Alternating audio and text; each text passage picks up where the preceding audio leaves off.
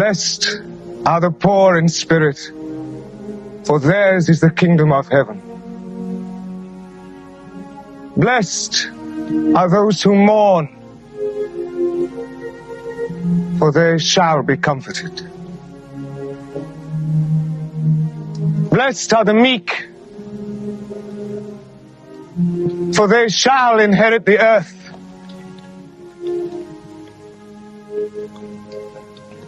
Blessed are those who hunger and thirst for what is right, for they shall be filled. Blessed are the merciful, for they shall obtain mercy. Blessed are the pure in heart, for they shall see God. Blessed are the peacemakers,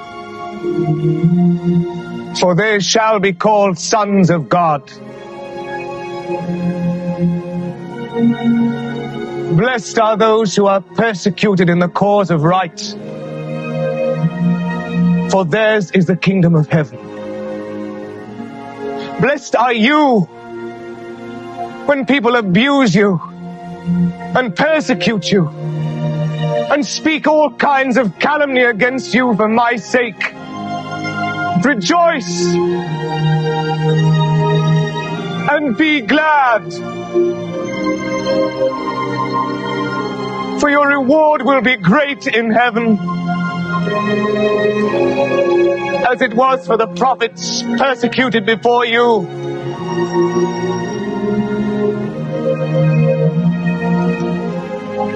In your prayers, remember your Father knows what your needs are before you ask Him. This is how you should pray. Our Father,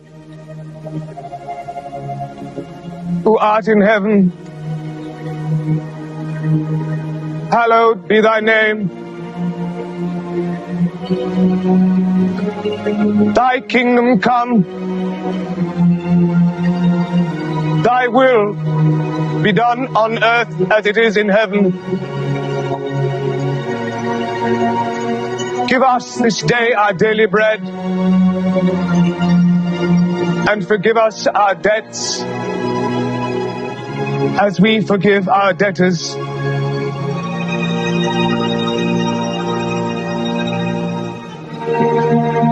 And lead us not into temptation,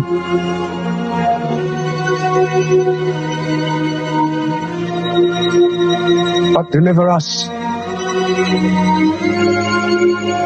from evil.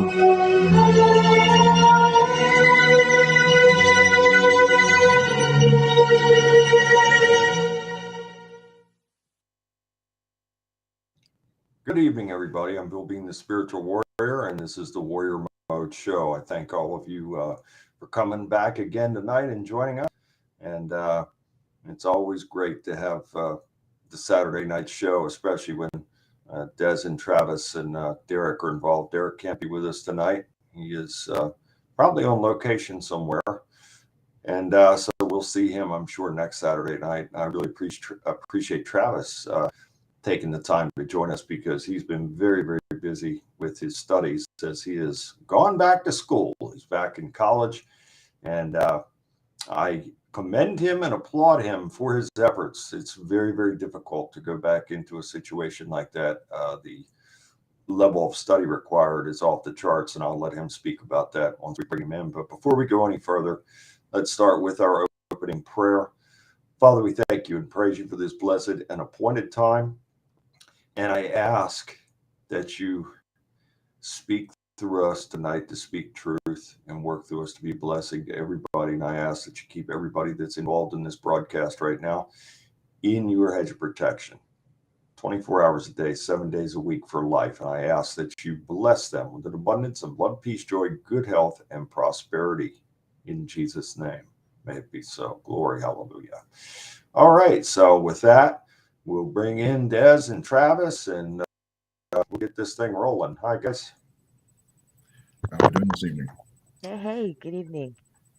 Everything is great, and I always look forward to Saturday nights when we can get together like this. We have a very interesting topic, and what brought me to this topic is before I went on air last night, and I started the service um, at 11 p.m., so I started the service 3 minutes later than I normally do, and right before going live, my wife and I heard 18 more of those blasts. I don't know what it would sound like anything from high powered rifle shots to almost like cannon blast. And now we live in a very secluded and quiet community. There is virtually no crime here, praise God. So there's no, police cars racing up and down. There's no crime stakes. But yet, at near 11 p.m.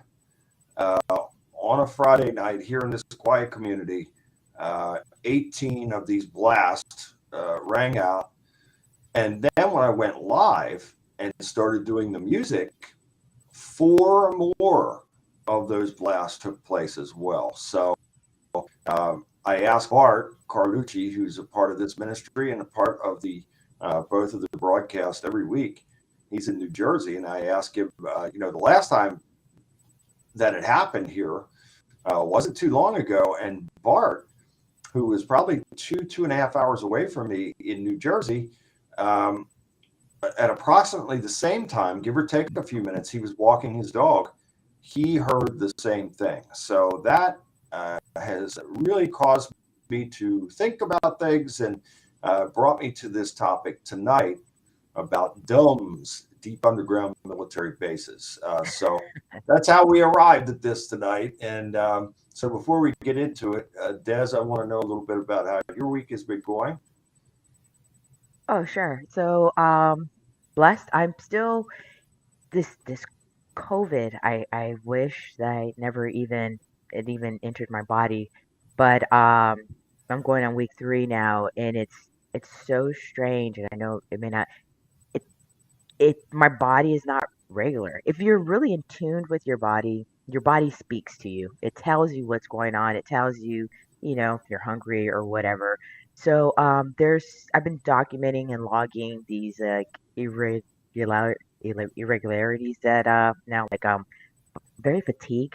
A lot of this common stuff that I guess a lot of people have bog brain or what they call it or brain fog. Brain fog, Um, yeah. yeah, and my right kidney, has been bothering me. My body temperature has been odd, so it's just strange. So I've decided, I've been praying, and I'm going to rebuke this uncleanliness inside of my body. I believe the mind is powerful. I believe faith is powerful. I believe that these are my personal, belief is that our body is divinely designed and Correct. intelligent. And so, just as we have evolved and we can learn, I believe that I can find a way of recalibrating and rebalancing myself so that way I'm back to how I was. So Well, it's let's take it to God right now. And you're not the only one saying this. My brother and his family recently had it, and they had it pretty bad. My brother was just telling me the same thing last week, pretty much really what you're describing. And Mara, wow. our dear friend Mara Geist, and her husband, my dear friend John Geist, love them both dearly. Um, Mara and John and their children, they all had it. And Mara was telling me that she had sent me a message. I haven't talked with her, but she had sent me a message saying that pretty much kind of describing what you're describing, Des. So this Wow. is for some people. And Kev Baker used to talk about this. I can't remember. Travis, what did he say? It was long haul or something like that. What that term Something. they I can't called it. remember what it was he called it. Yeah, that stayed with the people like that. So let's pray about it right now. And Father, I ask that you please Oh, bless okay. Desiree, and I ask that you completely heal her from this garbage, this enemy against Oh, man, this COVID.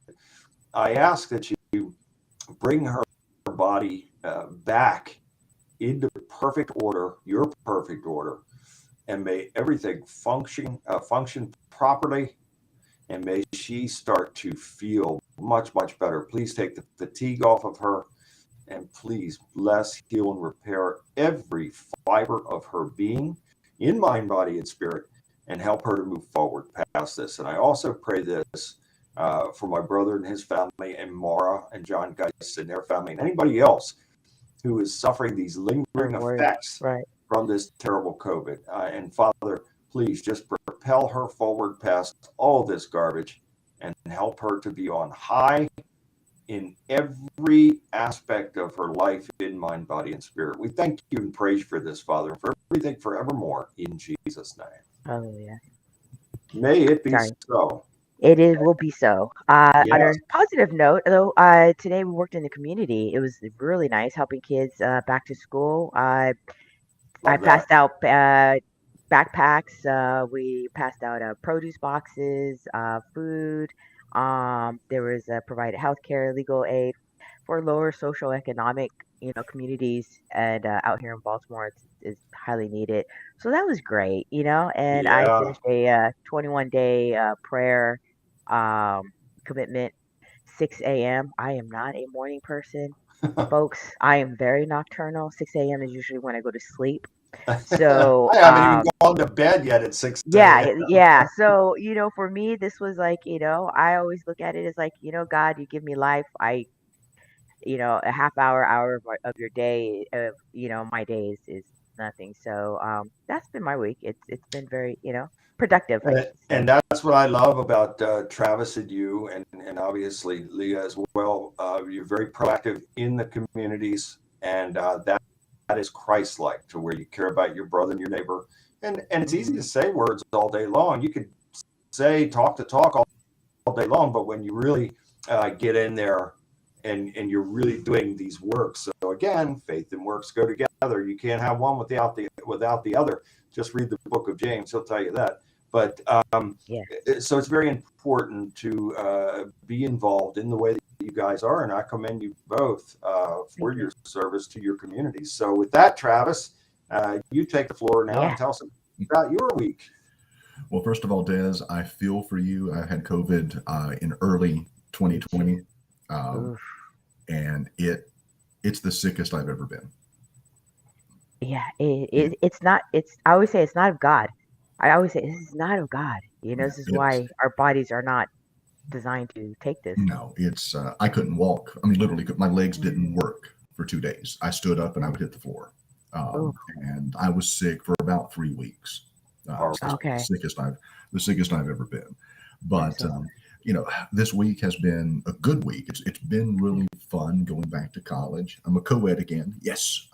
So he's turning back the clock. He's getting younger. Turning back the clock a little bit. It's good to be back in an academic setting. It's been a while since I've had to think critically in that setting. I've always thought on my feet and just kind of tested things, and it's going to be really fun, I think, applying. I've got 3 classes. I'm doing media theory, I'm doing research methodology, and I'm doing brand content strategy. And 2 of those are theory or theoretical and research classes. The one is a practical class where that we take what we're learning in those 2 and apply it to a project. And so I'm really looking forward, especially Bill, with things with you and things I've done with Vanjie and some other clients, and going back and looking at what I did and seeing how that translates into a theoretical perspective, and then moving forward as I work on things like the Appalachian Arts and Entertainment Awards and Lachelle Scott and Lee and Patty Allen, they re-signed with me for representation, wanted me to help them. So finding out how I can take those theories and then hopefully be more successful for the clients. You will be. DJ and Lee are in their second week of classes. So yeah, it's been a good week. It really has. Awesome. Just amazing, and that's a lot going on there. And then with your children also being involved, collegiately, that's fantastic. So congratulations, and just keep up the good work. And you're already brilliant, guys. So you'll be able to take it even further by learning some things as far as strategies and tactics that you can use to broaden what you're already successful at in the PR marketing arena. So I think you're going to do quite well. That's for sure.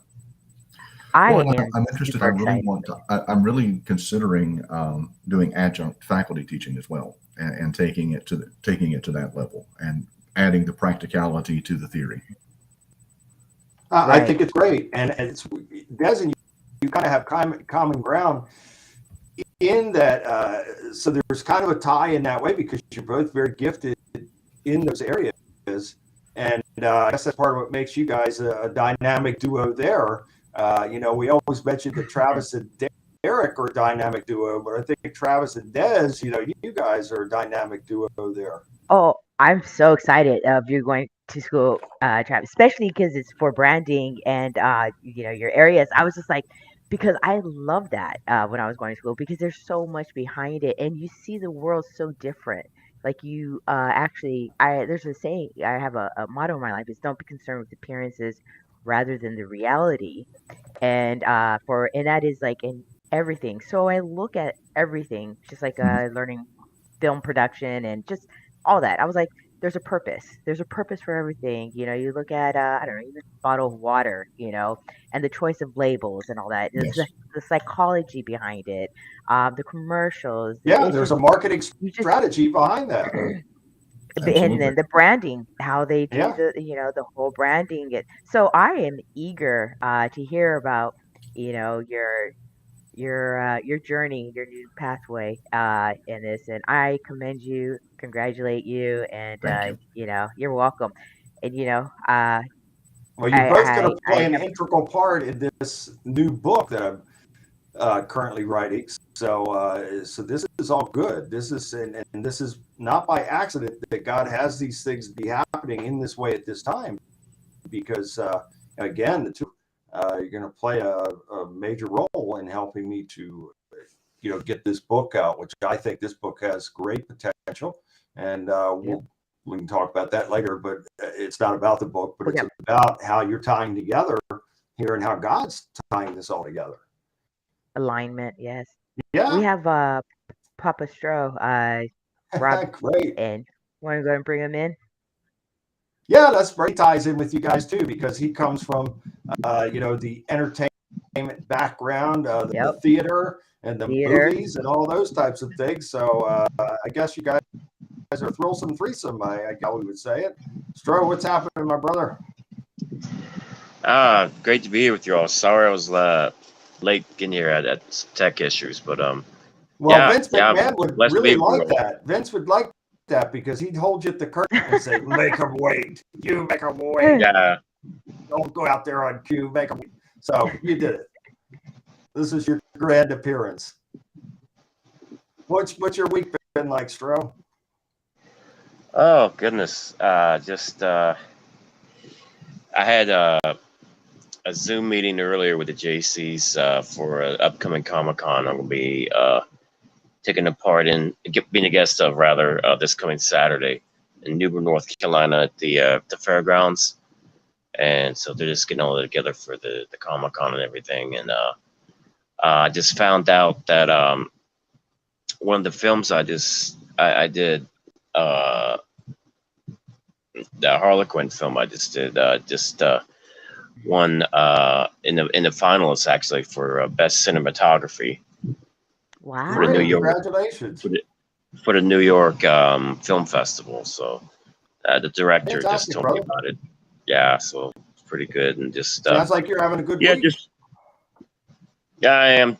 I'm trying, just trying to get everything else in order, and sore at the moment. I've been training, working out really hard and everything. So it's just kind of, just trying to get some R&R, and everything. But yeah, no, doing pretty good. Fantastic. Just blessed to be here. Of course, there's there's always the trials and errors and obstacles that keep getting in your way a lot of times. But I'm getting through it. And it's the minefield, Stro. We all, every person, everybody, I don't care who you are, You might tell people that you're on top of the world, you don't have any problems, whatever, but you're a liar if you're saying that, because we all have a set of obstacles and issues, and we're all navigating through a plethora of minefields on a daily basis, especially nowadays in this world. So for me, the only way that I can navigate through that is by the power of God, and I praise Him for it. And the same thing, we'll continue to keep you in prayer, Stro. I pray for all of you. I want all of you to flourish in every aspect of your life. And again, the only way we can navigate through these obstacles is by the power of God. So you're a winner, and winners win, and you'll continue to move forward, and there's nothing the devil can do about that. That doesn't mean that he won't stop trying to create problems, but he is a defeated foe, and our God will pull you through no matter what it is. On a bright part, actually, I just my one of my nieces has a daughter named JC, right? And turned out I had one of my kitties was a little Siamese white kitty, right, named Peanut, right? And her mom was like looking for a pet for her, right? And JC's an autistic child, right? And she was having difficulty trying to find a pet for her, right? And when she came by the house and met Peanut, right, it was like love at first sight, and it hit it off. And so now JC's got a new kitty and Peanut. So love it, fantastic. So again, it's the simple things in life that really can have the biggest impact. You know, something like that you think on the surface, a person, oh yeah, that's nice, whatever. But the impact that can have on that child and the happiness that it can bring, right? What a blessing, right? It's fantastic. It really is. It was just amazing to see the chemistry when they locked eyes, and, you know, and then Peanut followed her everywhere. You know, I mean, she was so elated. I love it. I think that's fantastic. So good for you. So you are definitely having a good week, and everybody's having a good week here. We just have to, no matter what it is, whatever obstacle or challenge it is. For me, when something like that comes in, I immediately take power and authority over it, and I bind and rebuke it, and I cast it out by the mighty power of Yahweh and His mighty and holy name, in Yahshua Jesus the Christ's name. That is automatic for me in my life.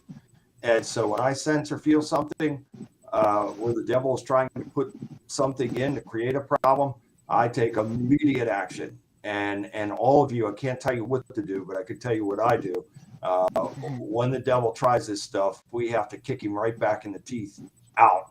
And that's the only way that we can do it, is by the power of God. So we will continue to move forward, and we will continue to be blessed, and we will continue to be a blessing in each and every day, and we praise God for it. So I was going to tell you guys, it was National, I guess National Dog Week, like just the other day, right?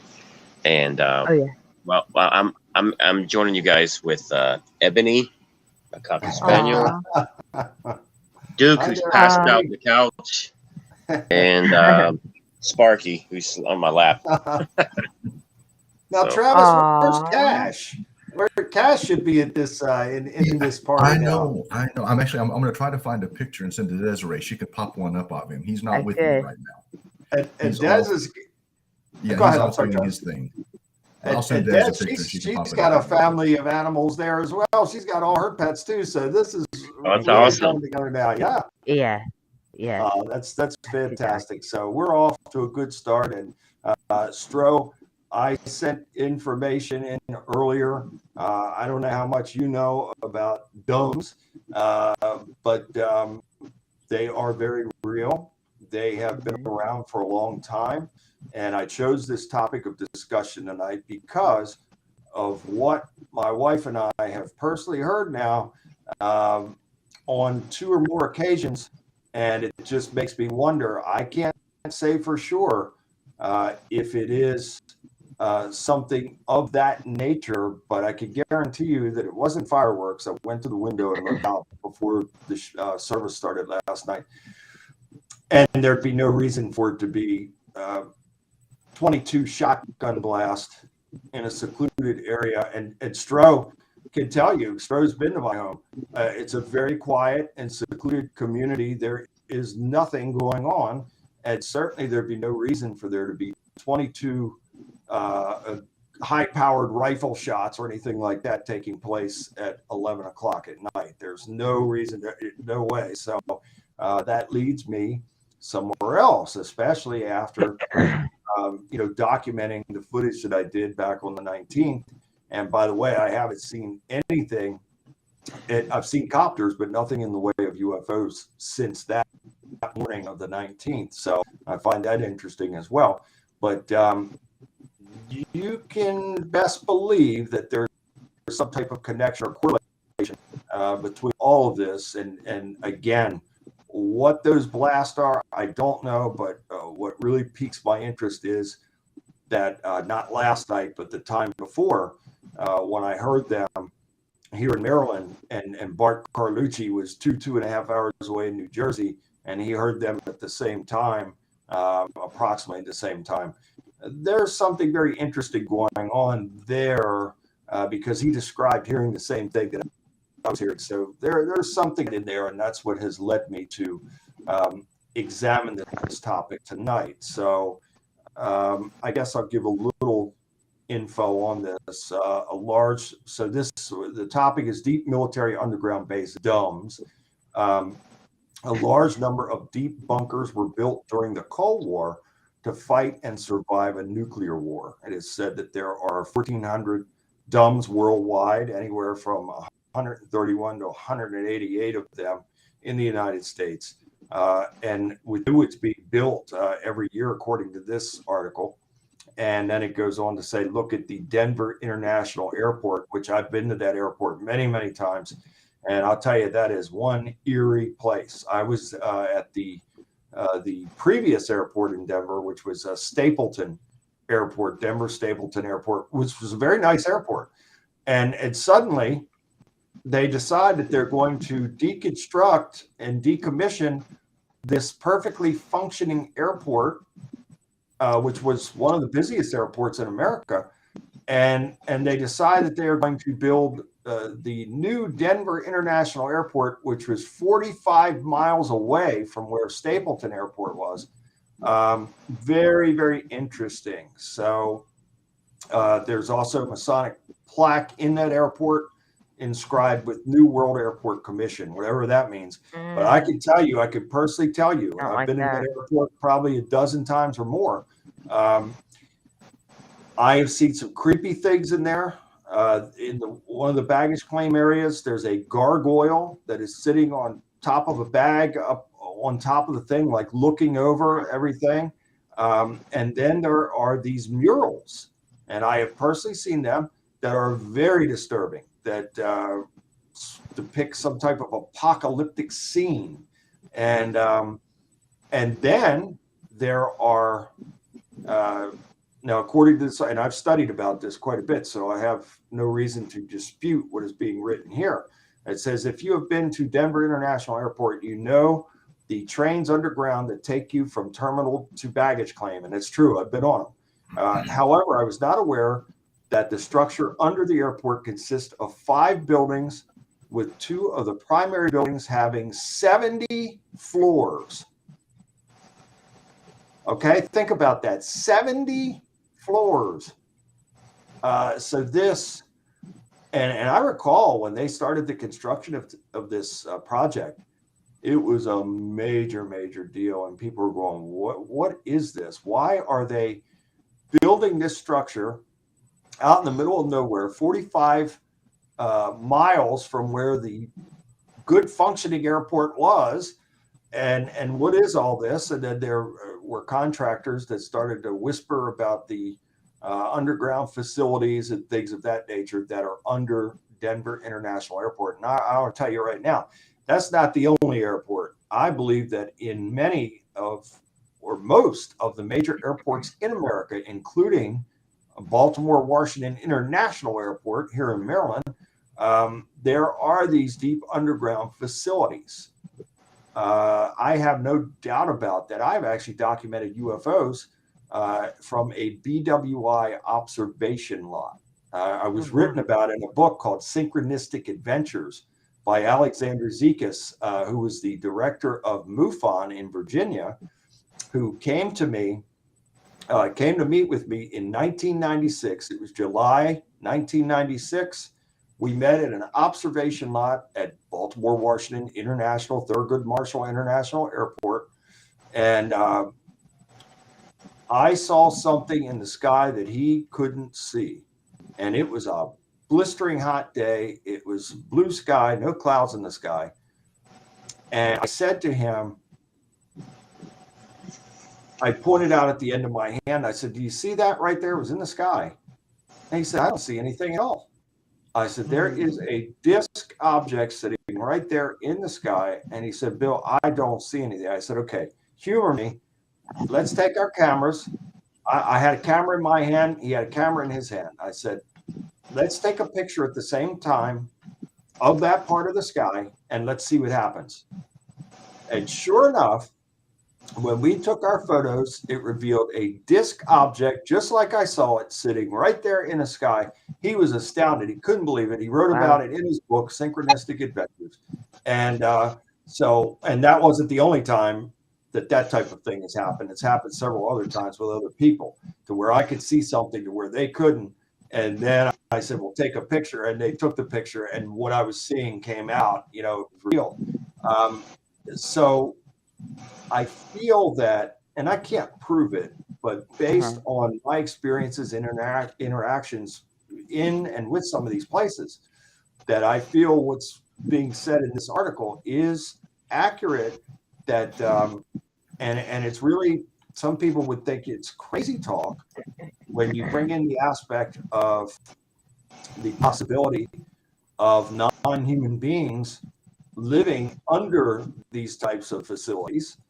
Hence the frequency of UFO activity in, on, and around the airports and the planes. Another piece of footage that I shot was in, I believe, 1999. And I was, again, over at the observation lot, and I had my father-in-law with me. Another beautiful sunny day. It was in the wintertime. And this plane was coming in for landing, and I got on that, and it looked like a black ball. It was this ball-shaped UFO that the plane is landing, and this object comes up to the nose of the plane and then peels away as the plane is landing. This was not an anomaly. Oh, wow. In what I was shooting. That footage was featured on the 6 o'clock news, the 11 o'clock news, the 10 o'clock news, all on the news stations in Baltimore. And just mind-boggling. So again, what is really taking place here? I firmly believe 100% that there are underground installations, and whether that's airports, we have NSA that is very close to BWI Airport, Fort Meade, and there are many facilities like that throughout Maryland that are underground types of facilities. But this goes all through America and in different parts of the world as well. So, Travis, what do you think? What are your thoughts on that? Well, first of all, I'll go back and address Denver Airport. I've flown in and out of there on a couple of occasions. And it is, for those who've never seen it, it is. Is this real? Yes, it makes you stop and take pause. It really does. It's very strange, but it's also a huge airport.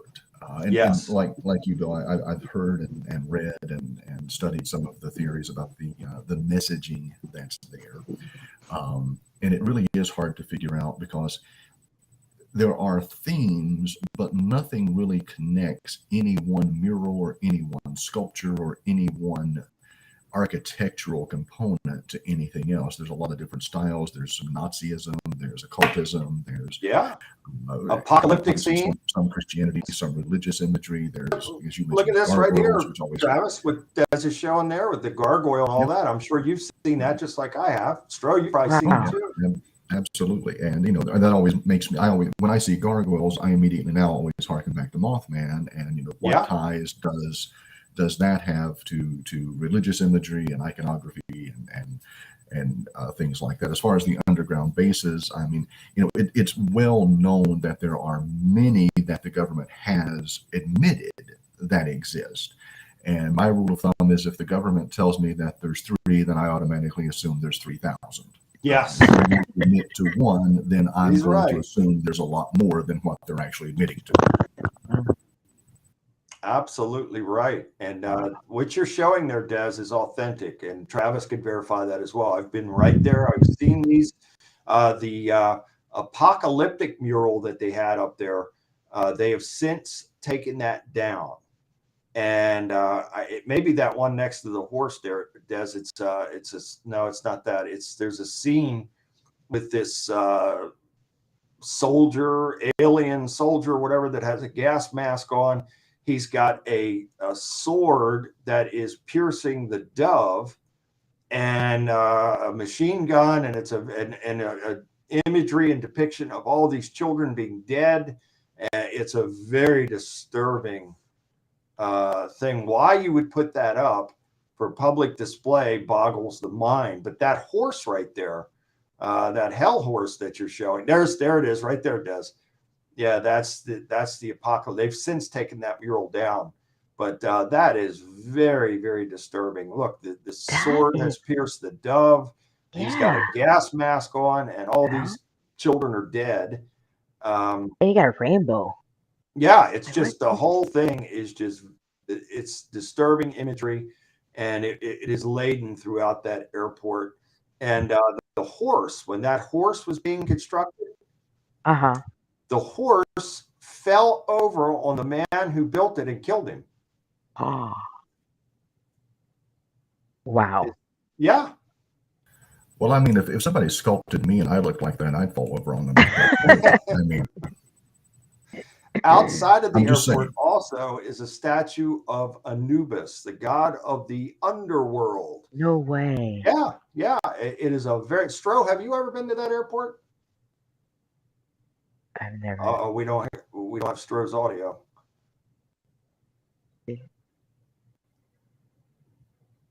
I don't hear Stro. Do you guys hear him? No. Stro, there's some kind of audio issue there. We can't hear you. How about now? Can you hear me? Yeah, Yep. Yeah, we got you. Yep. Oh, sorry about that. Oh, It's all right.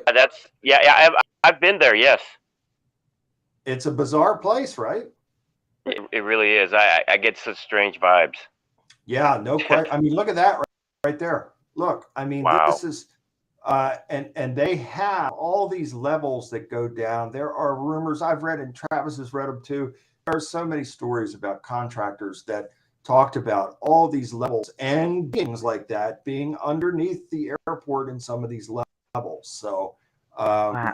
Oh, there's the very, lizard very people. bizarre. Yeah.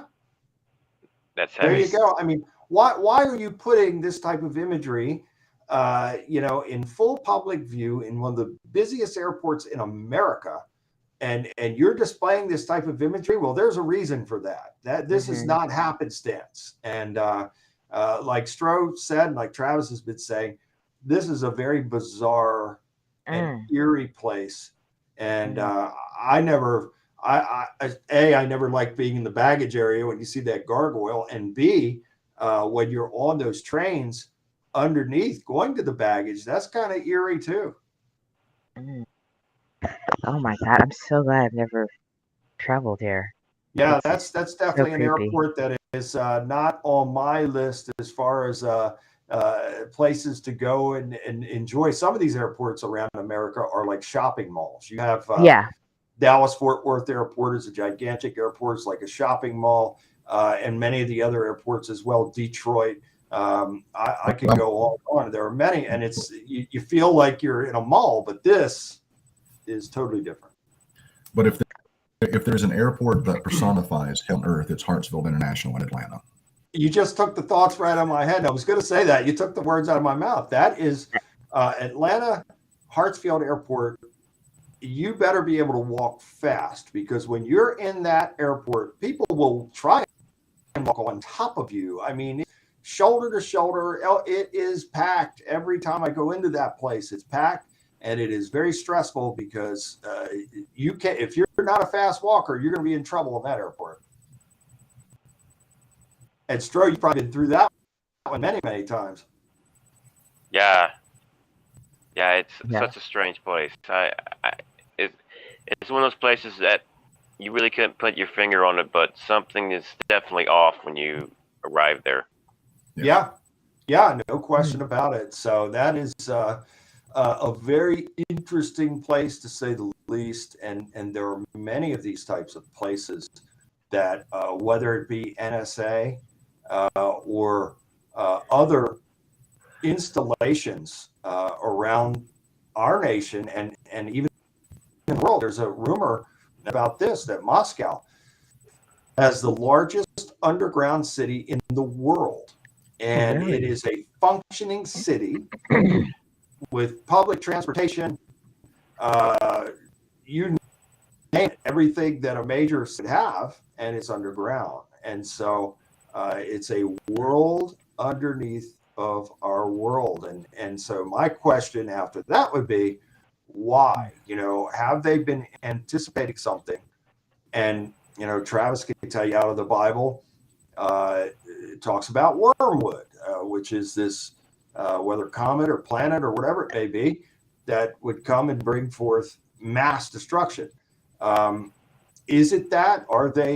Have they been anticipating this thing, the arrival of this thing? So they're building underground? I don't know. But when we hear blast, like I've been hearing, there's something going on. And if that means that there is still work going on underground, I don't know for sure, but something is not right. That is for sure. So Des, what about you? Have you heard any of these? Because Des doesn't live too far away from me. She's about 30 minutes north. Have you Right. heard any strange stuff like that in your area? Other than the current UFO sightings and the strange, phenomenal outside.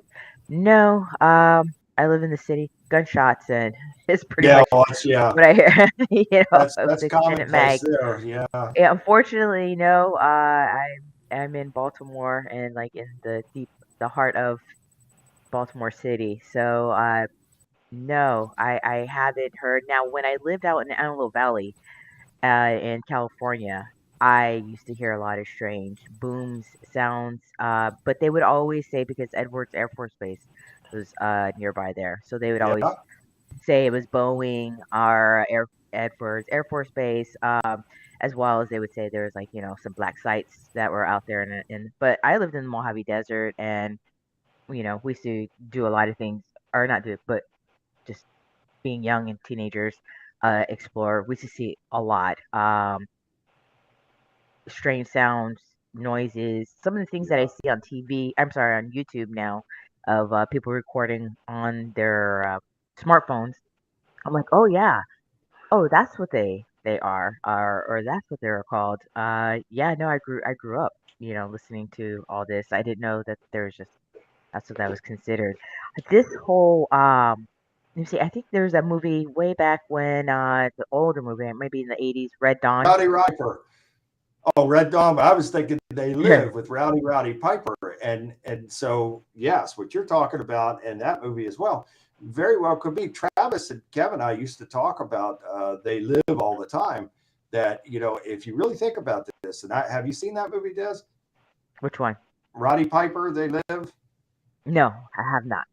You should watch that movie, because what we are currently living in my opinion, is that movie being played out. And so there are Really? those behind the scenes, and they know who they are, and more importantly, God knows who they are, that are dictating and coming straight from the devil, giving directives to these underlings that are directives to the power elite on this earth.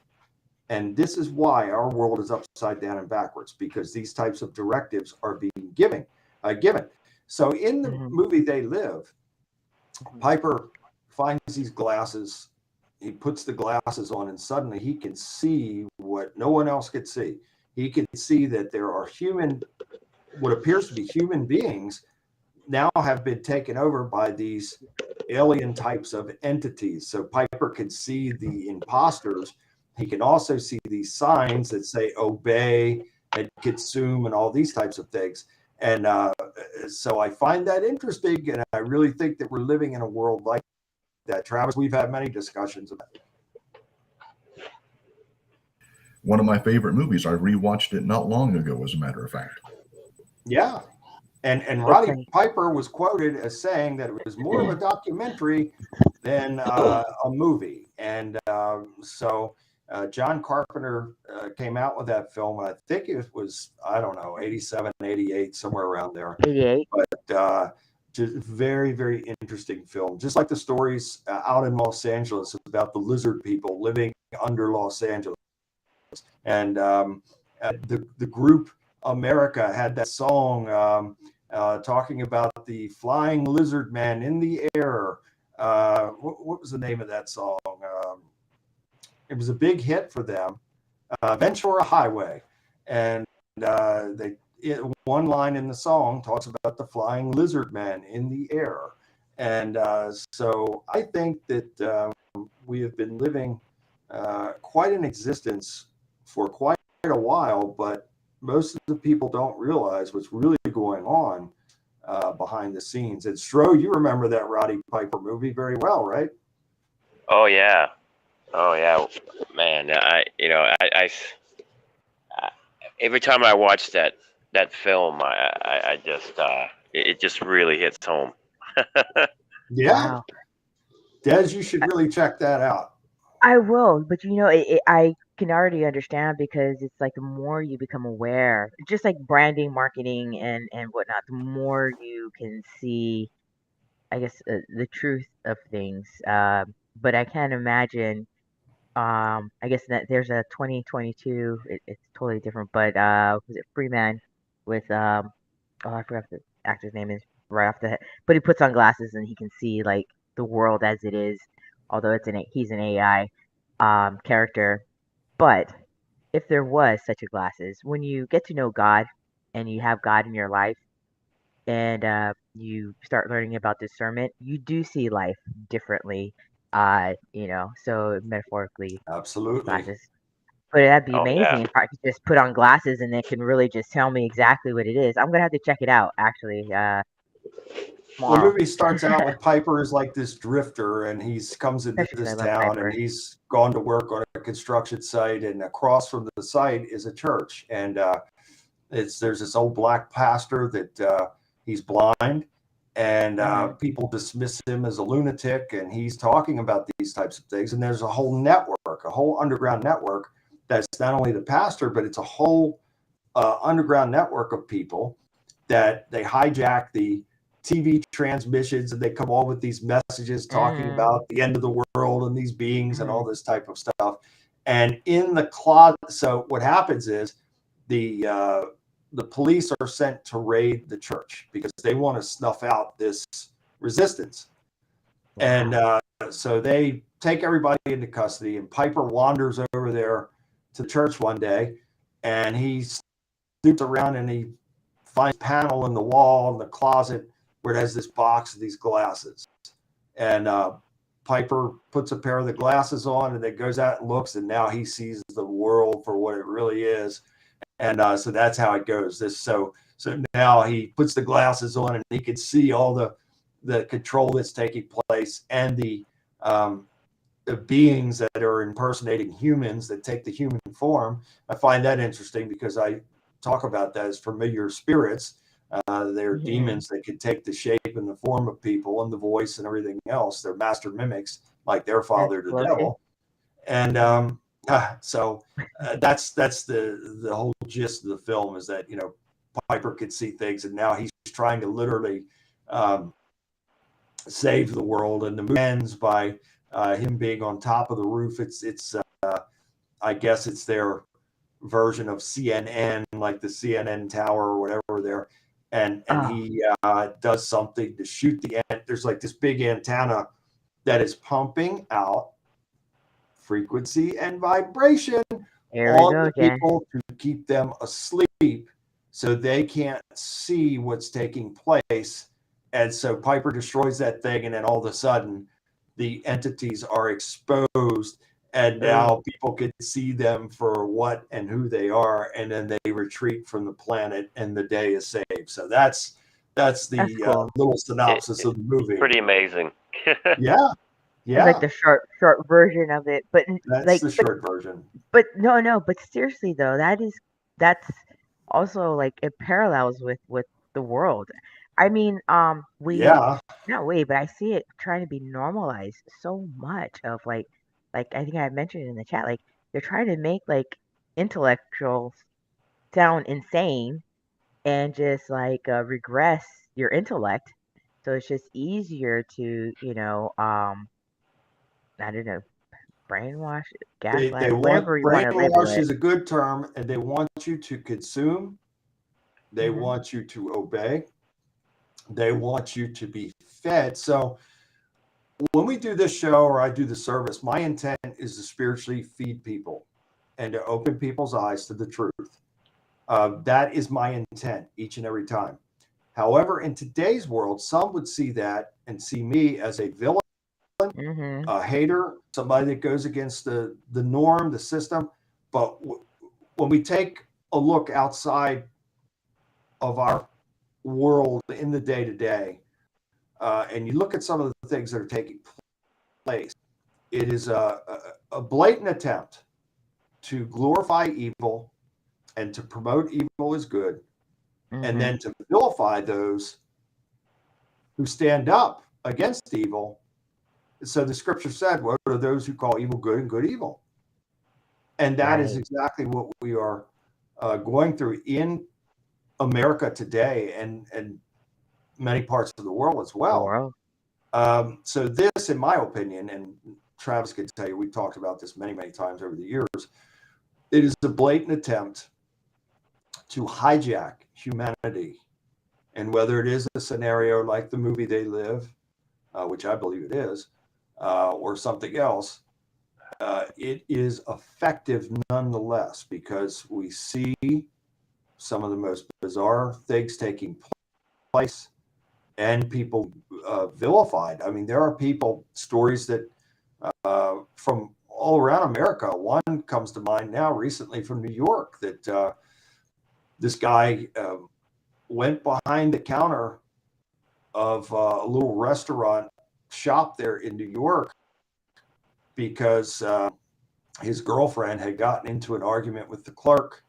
So he storms in, goes behind, and so this is a booth that the clerk is in, but unfortunately he had the door open. If he'd had the door shut and locked, it wouldn't have happened. But hindsight's 2020.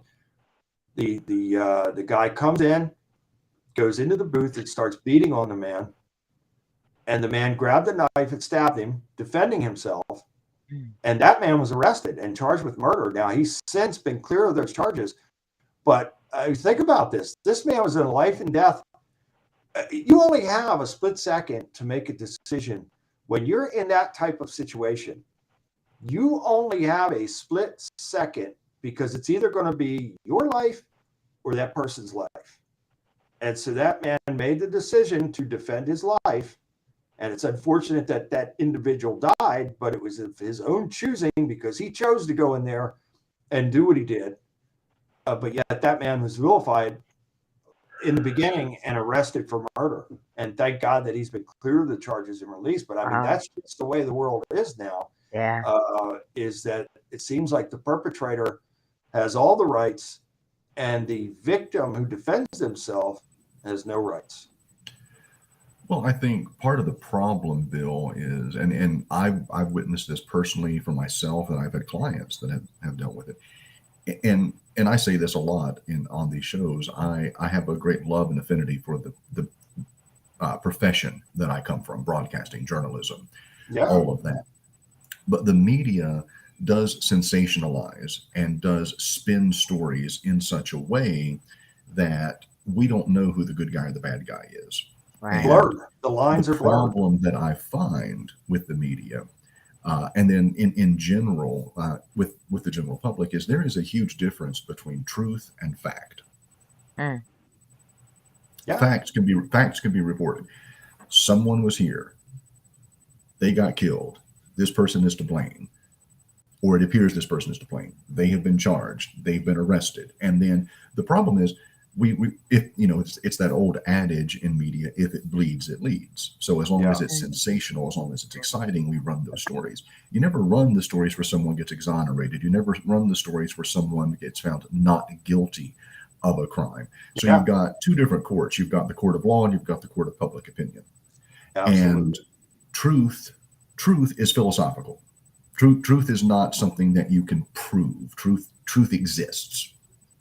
Facts are black and white, but they can be manipulated by whoever is talking. They're just like numbers. Everyone says that math and numbers are absolute. No, they're not. I can make any number and any equation and any percentage mean anything that I want it to mean based on how that I talk about it and how that I spin it. Yeah. So I think we find situations like this where my profession is to blame. We end up highlighting the wrong things and not focusing on just presenting the information, letting people make up their own minds. We try to paint the picture for them and tell them what to think.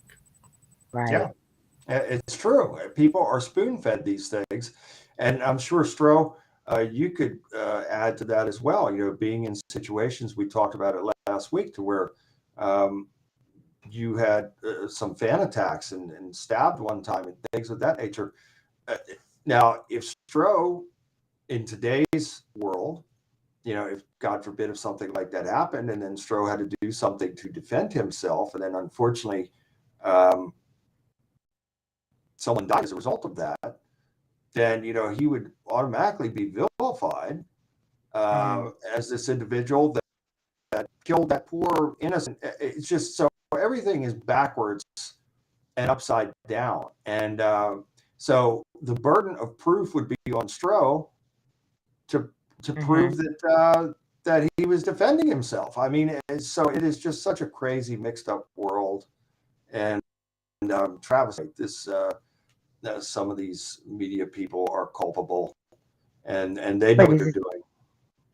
But isn't that what the agenda is for evil, is upside down and chaos, disorder? Correct. Order out of chaos, and that's the devil's MO. That's his credo. That's how he operates, and so he operates in order out of chaos, bully tactics, and divide and conquer.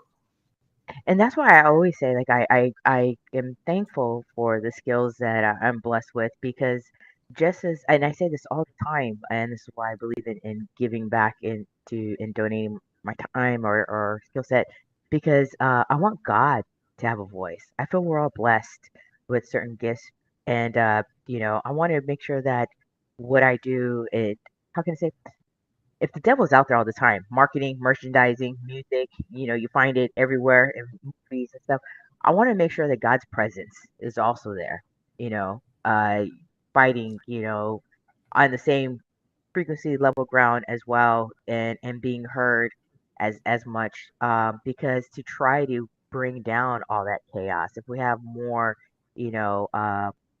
God loving and more, how can I say, I don't know. I see things on a battlefield.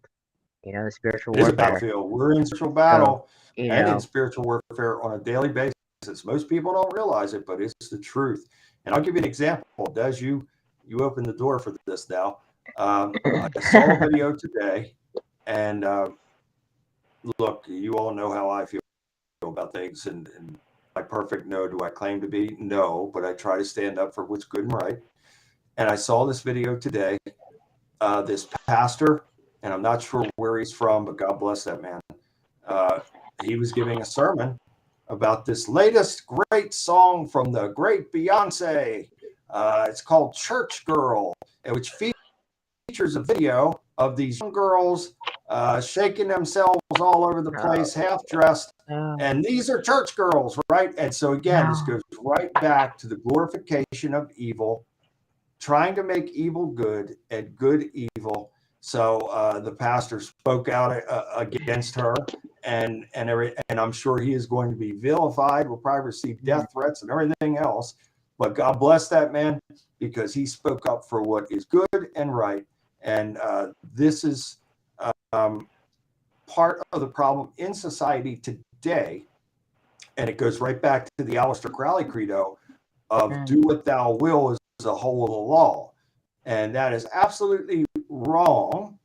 And God has an order, and we should always, A, first, and B, try to keep in his perfect order, because if you can do that, life's going to be a heck of a lot better than the struggles and strife of the daily as we navigate through all this garbage. But again, it goes right back to what Travis has been saying about the media.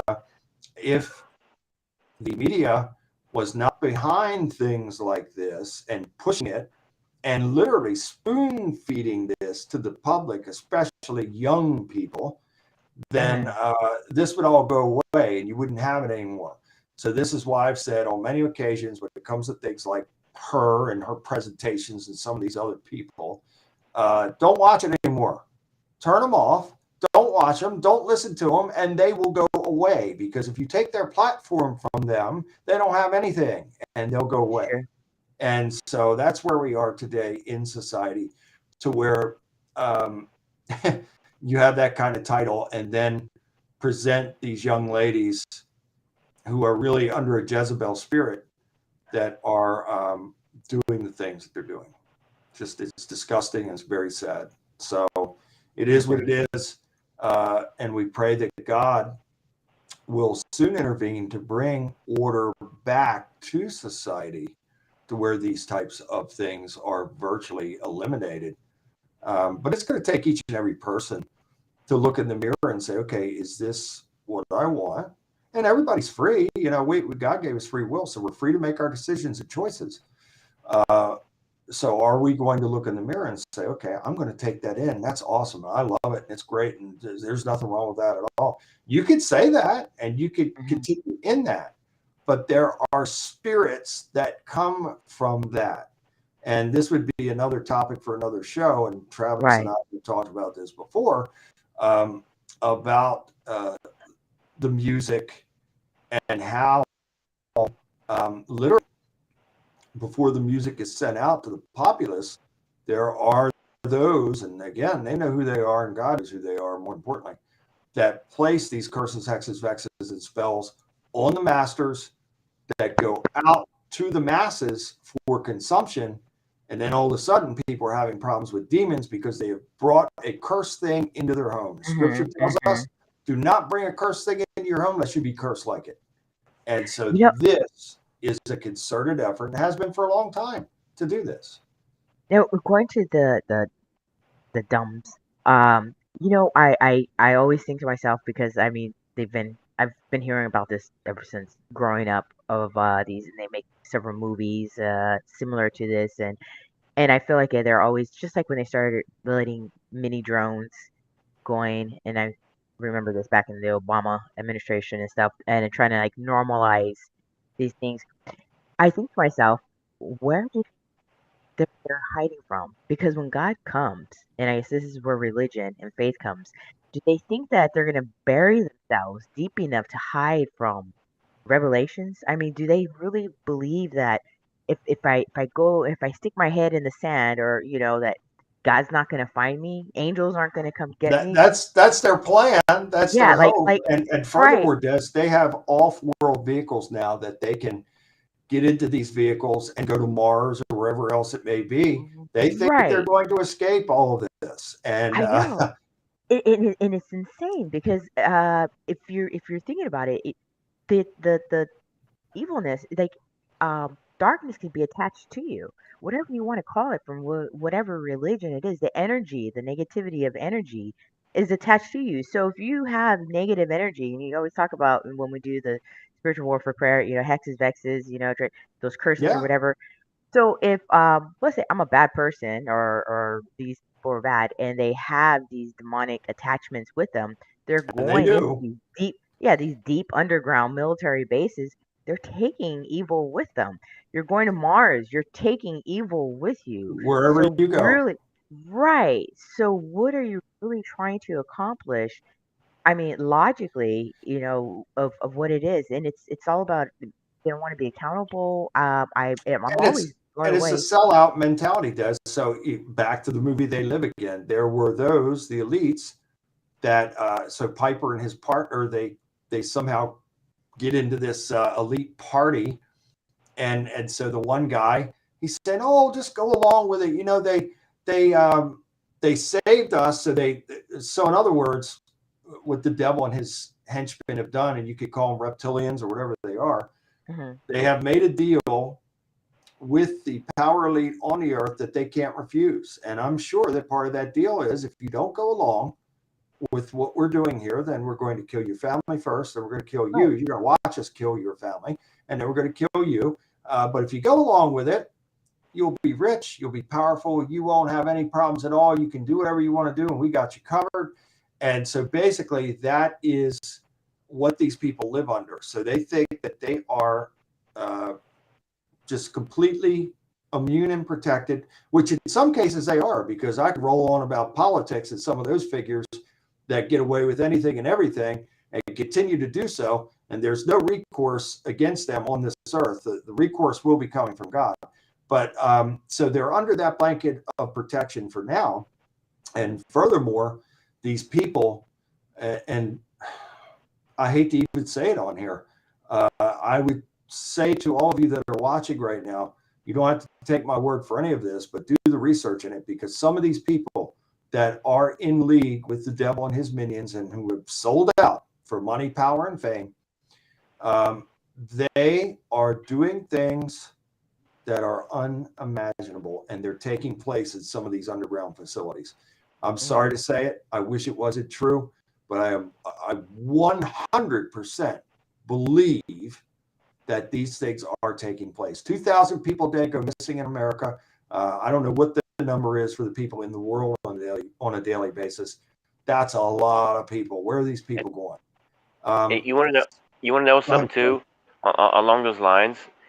If you notice, every narrative, everything they've tried to push on the public is in the same playbook over and over again.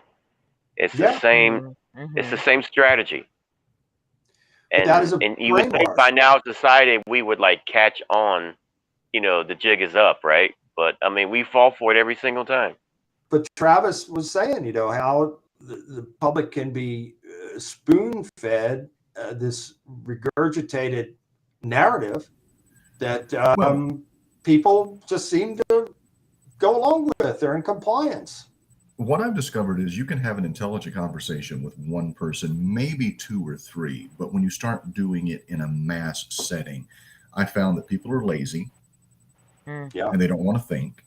And I found True. that people like to be they're easily led. They true. like a shepherd. They like someone to tell them what to do, how to live, how to think, what to watch, what to read. We fall into that. It's part of our DNA.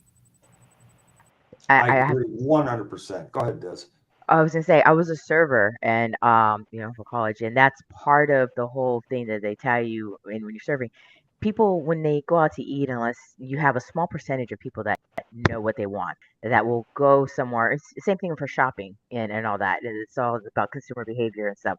So you tell people, oh, we're gonna have start off with appetizers today, and if you next time when you go out to eat, you can usually tell an experienced server or a salesperson because they do the subtle involuntary head nod of yes, and before you know it, you're like you had no intentions whatsoever to have. Yeah, I'm using as a dining experience appetizers. You went there for a meal, but all of a sudden you're like, yeah, sure, I'll have an appetizer. Oh, let's start you off with a glass of wine or a cocktail or whatever it is, and before you know it, you're purchasing or you're into doing things that you really had no intent because just like Travis said, people really it's a small percentile of people that actually know what they want and will follow through on what they want. A you're lot right. of people are easily to be persuaded. It takes a lot of It's the power of suggestion. And so yes. Travis is absolutely right when he talks about how people can be easily led. And I'll give a prime example of this, which will absolutely back up what he said. Take a look at the ministry, the mega churches, televangelism, and these types of people.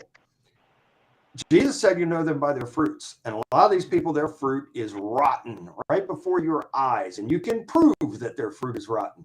But yet there are still people that will follow these individuals and be devoted and dedicated to them no matter what. And it is mind-boggling. So that is a form of mind control, brainwash, and people want to be told what to do, when to do it.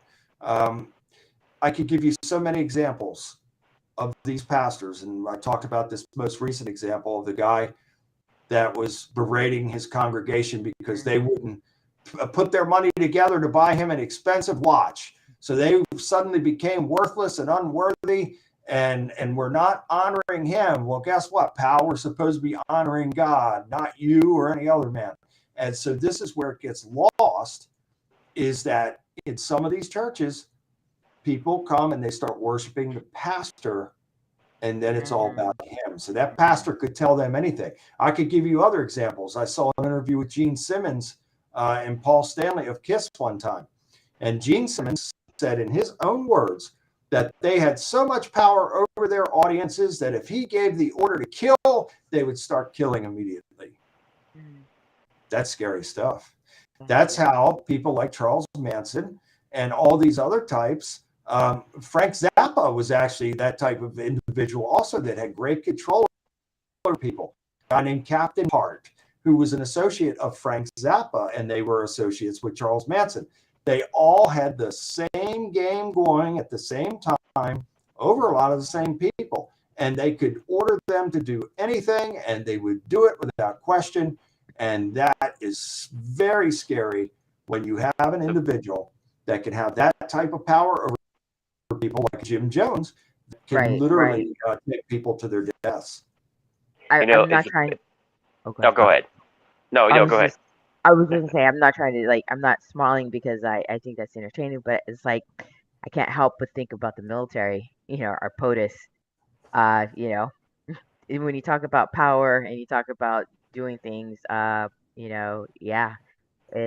influence of stuff. I mean, I know these are musicians and entertainers that we're talking about, but the same thing does. Same thing, yeah. Military going to war, when fighting. people go to basic training, they are deprogrammed. So their minds are deprogrammed and then reprogrammed through the training to do whatever it is that they are required to do. So it's the I was same a robot. Yeah, I was a robot. You know it. Right. Go ahead. It's the power of emotion. It's been used since the beginning of time, and it's still obviously used today. I mean, it's like a blessing and a curse at the same time, because I mean, you could do a lot of good with it, but at the same time, there's some evil will take that power of emotion and just run wild with it, and just a lot segueing to what you're all saying. I mean, we're seeing it all the time.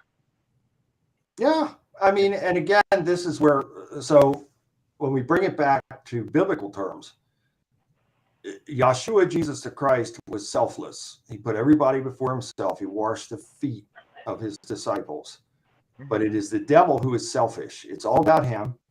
He is the star of the show, and he wants everybody to know that he's the star of the show, and he will do anything and everything to continue to keep what he believes rightfully his and his status as the star of the show. And so that bleeds through, certainly in the current days, of how people have that mindset. Not all people, but in the general populace, there has been a mindset has been established and implemented in society to where a lot of people have that me first mentality, and people could drop dead in front of them and they'll just walk right over top of them and do whatever they're doing. Yeah, it comes to the price. The devil's got a price for it. You know what I mean? He'll give you everything you want, but hey, when it comes time to pay the rent, he'll give you this, but he wants something far greater than what he'll give. So there is no partnership or kinship with the devil. There's no brotherhood with the devil. It's all an illusion. And so, yeah, you can make a deal with the devil. And I'm writing about this in my brand new book, Tales from an Exorcist. I'm writing these very things that I'm saying right now. You can make a deal with the devil, but the end game is that he will use you, abuse you, and then trash you. And then the price that you're going to pay for that is going to be far greater than any little moments of fame or power or wealth that you had. Oh, absolutely. And the devil was a musician too. Correct. He was the choir director in heaven. So he was a creature that was created with jewels. He was a beautiful creature, and God installed pipes in him because of the music. And so his job was the praise and worship job, directing the choir for 24/7 praise and worship music for Yahweh. Wow. Yeah, so he held a very important position in heaven. And it goes even deeper than that. I won't talk about it now, because if I do, then I'll probably be vilified for that. But it goes deeper than that. And there's a reason why he's not destroyed. There's a reason why he was able to take Yahshua, Jesus the Christ, the Son of God, take him to a high place in what I believe was a foe to see it all, and see it all on a big screen, and say, if you'll get down on your knees and worship me, it's all yours. Well, who could say that? Only one that would think that it was promised to him, that it was his birthright, that he would be given that. That's the only way that you could say that to somebody. So furthermore, when you think about it even further and deeper, I guess I might as well say it, in my opinion, I think that the devil is the older brother of Yahshua, Jesus the Christ. I think he was created first. And again, he was created choir director to give direct praise and worship to our glorious Elohim, Yahweh. And so when Jesus was created, well, then there was contention there. And then when mankind was created, there was real rebellion and contention, because the devil did not want that at all, especially when Yahweh created us with free will.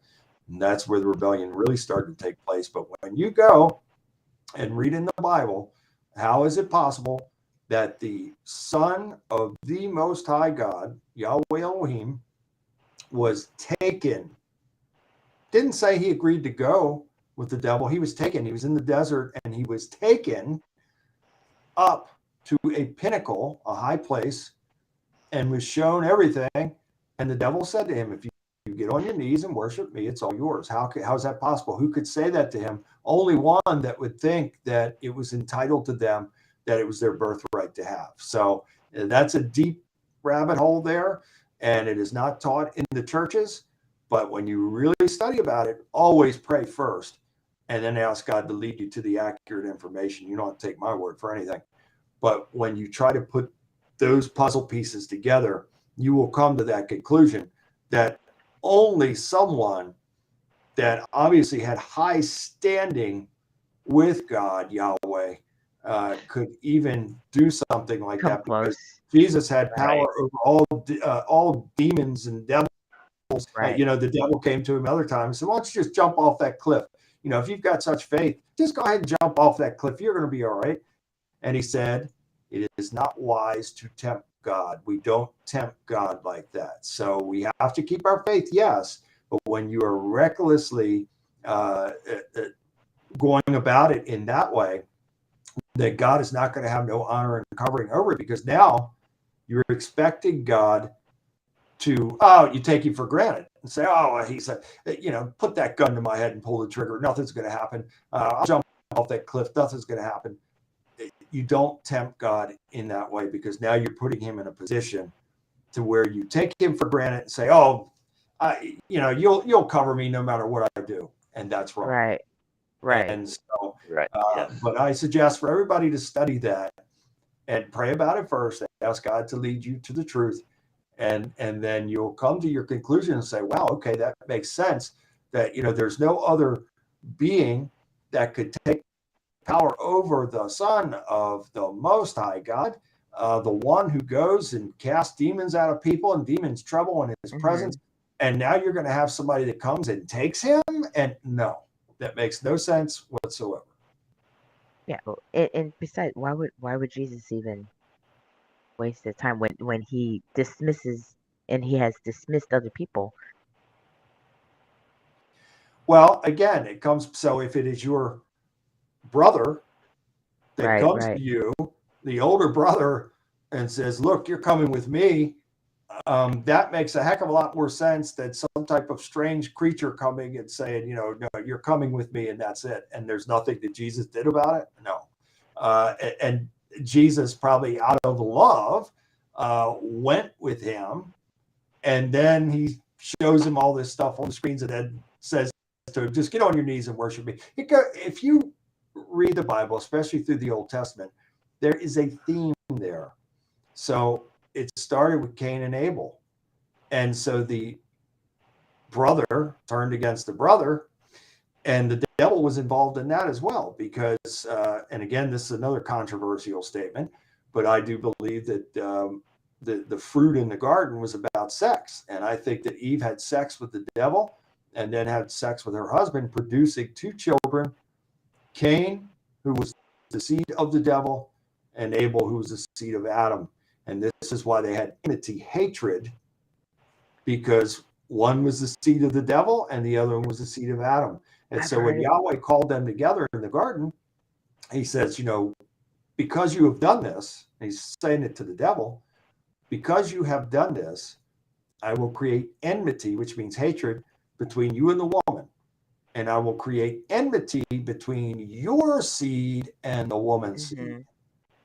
So I that's actually why have he heard that. slew his brother. There was enmity there, hatred. And so that continues all through the Bible. Jacob and Esau. Esau sold his birthright for a bowl of soup. So the theme continues all throughout the Old Testament of Hmm. these types of things. So I firmly believe that it started with Jesus and the devil. Speaking on that, brother, like, so what's the lesson? And there was a good question, or Bobby had mentioned, all these bad things that we see going on in the world, and that what's happening in the world. You think God is allowing this to bring us closer to Him, Well, again, it goes back to free will. So the devil serves a purpose. right there. So when Yahweh created mankind, he created us with free will. The devil, who lost his place in heaven as the choir director in a very powerful place, then was cast out with a third of the angels. And I do believe that they were cast out of heaven in those flying Vimana craft that came down here. They took human women, they produced a hybrid offspring of giants called the Nephilim, and then it went Hmm. on from there. But the devil serves a purpose as the adversary to mankind. This is why God does not destroy him, because he serves a purpose. Even though he lost his lofty position in heaven, he still serves a purpose, because with our free will, we're free to make our choices. And if we make the wrong choice or bad choice, well, then guess what? He's going to be right there. And he can't make you do anything. But he Right. sends demons to people, just like Yahweh sends angels to people, the devil sends Hmm. demons to people, and they wait for opportunities and openings. And when a bad choice is made, the devil will activate those demons and start a spiritual attack against someone. And then it is a hellish experience. And it is all Hmm. because of free will and bad choices. But the good news is, if we are armed with wisdom and knowledge, then we can take power and authority over that garbage by the power of God and cast it out. So it's a constant battle, and we must remain in that battle on a daily basis, because the devil really does hate mankind, and he seeks to kill, rob, and destroy. It's the truth. It is, I agree with you, and I actually had a similar conversation with somebody like that because it hurts my heart when people, doubt God or feel like, well, if there's a God, then why is there this and why is there pain? Why is this bad? And I was like, it's and for me, and it's not God, it's us, it's humanity, because we have the choice to help That's each right. other out, to come together, to bridge each other, to have forgiveness, to practice love, to we could resolve it amongst ourselves, you Very know, quickly, very very quickly, quickly, very right? easily. but it's the it's the sin of the flesh, or what we do. It's and I'm always correcting and saying it's not God, it's us, it's within us. We're And free to make our choices. right, and we need also too that I understand the balance. You have to, and it says there is that purpose because for me personally, in my opinion, I would think if because I look at God as my father, and I would think, and He as is a our parent, Father. yes, I would think as a parent that my child loves me because they choose to love me. They have a Right. Hmm. choice. They know what is good and then what is bad, and they have learned. And so when they come into my home, they come into my kingdom. They I don't say come correctly, but they know, and they're humbled, and they've gone through all the trials and tribulations. If I'm looking at today's generation and the future, and I keep on saying it over and over. I thank God I'm already in the age where I'm at because I don't want to see where this world is going to be in the next 30 years or 40 years of where we're going. Um, We and might so, not have another 2 years left, Des, to be honest with you. And I yeah, can't say that for sure. I don't know that for sure. But the way things are going, it wouldn't surprise me.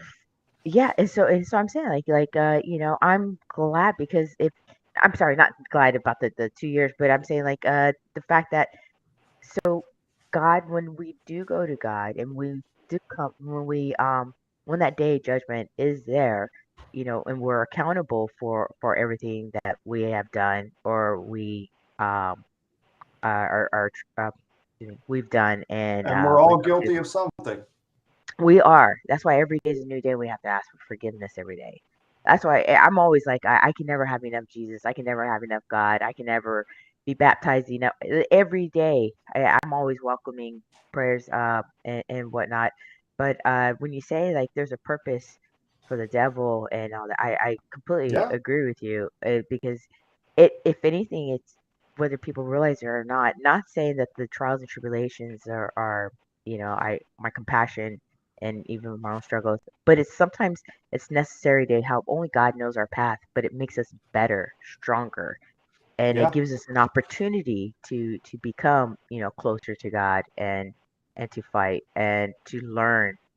I always think of Yeah. Hosea 4:6. My people are destroyed for lack of knowledge. So it is, Mm, we do have free will and we're free to make our choices. But for me, it's a responsibility and obligation to always want to learn. I cannot continue to grow unless I'm learning. mm-hmm. And so at least for me, that's the mindset that I have. I don't know it all. I don't pretend to know it all. But I can tell you Yeah. this, I make a concerted effort in each and every day of my life to try and learn something new and continue to seek knowledge. Always. That's that thirst and the hunger for God. Thirst and hunger to be Absolutely closer. right. Right. And Stro, I know you're in agreement with us on this. You live your life in the same way. Absolutely. Absolutely. We Um, just, and that's the one thing. That's the one constant. Like through the highs and lows, through the years, it's that relationship with the Lord. You know what I mean? It's vital. I mean, it's you know it's that's what it's all about, basically. yeah. I mean, Mm. and so, but what happens is, do we lose Travis? Did he have to leave us? Yes. He may come back and he has Okay. to work. Um, so what happens here? This is an illusion. The band had a song in 1977 called "The Grand Illusion." It was an album too, Hmm. and boy, it's true. Uh, this is a grand illusion, and the illusion is to trick people into going away from God and thinking that they've got it all covered. They don't need God. And Mercedes, we wish you good night. We love Joe and you, and thank you for being a part of this Oh, as good night, always. Mercedes. Um, but that's the effort now. So when you see things that are taking place, like I mentioned about that hellish video, you're sexualizing children. They're going around half naked, And now society says, well, that's okay. That's all right. It's not okay, because that is leading people further and further away from God, to where now the lines are blurred. And so you could do anything and everything and it's okay. That's wrong. It's Right. false. And so Right. that is the Yeah. credo and motto of Aleister Crowley, who said, do what thou will is the whole of the law. So go ahead, do anything you want to do. Even if you kill people, even if you eat them, whatever, it's all right. You're good to go.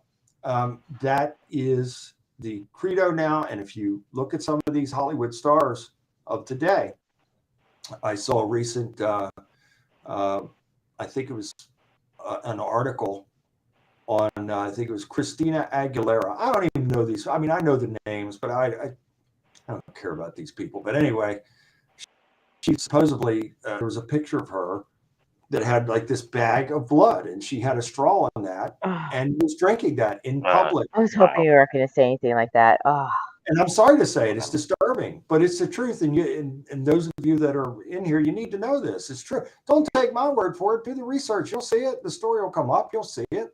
This is what they're doing. I'm not vilifying these people. They vilify themselves. Wasn't there a story about Megan Fox doing the same thing?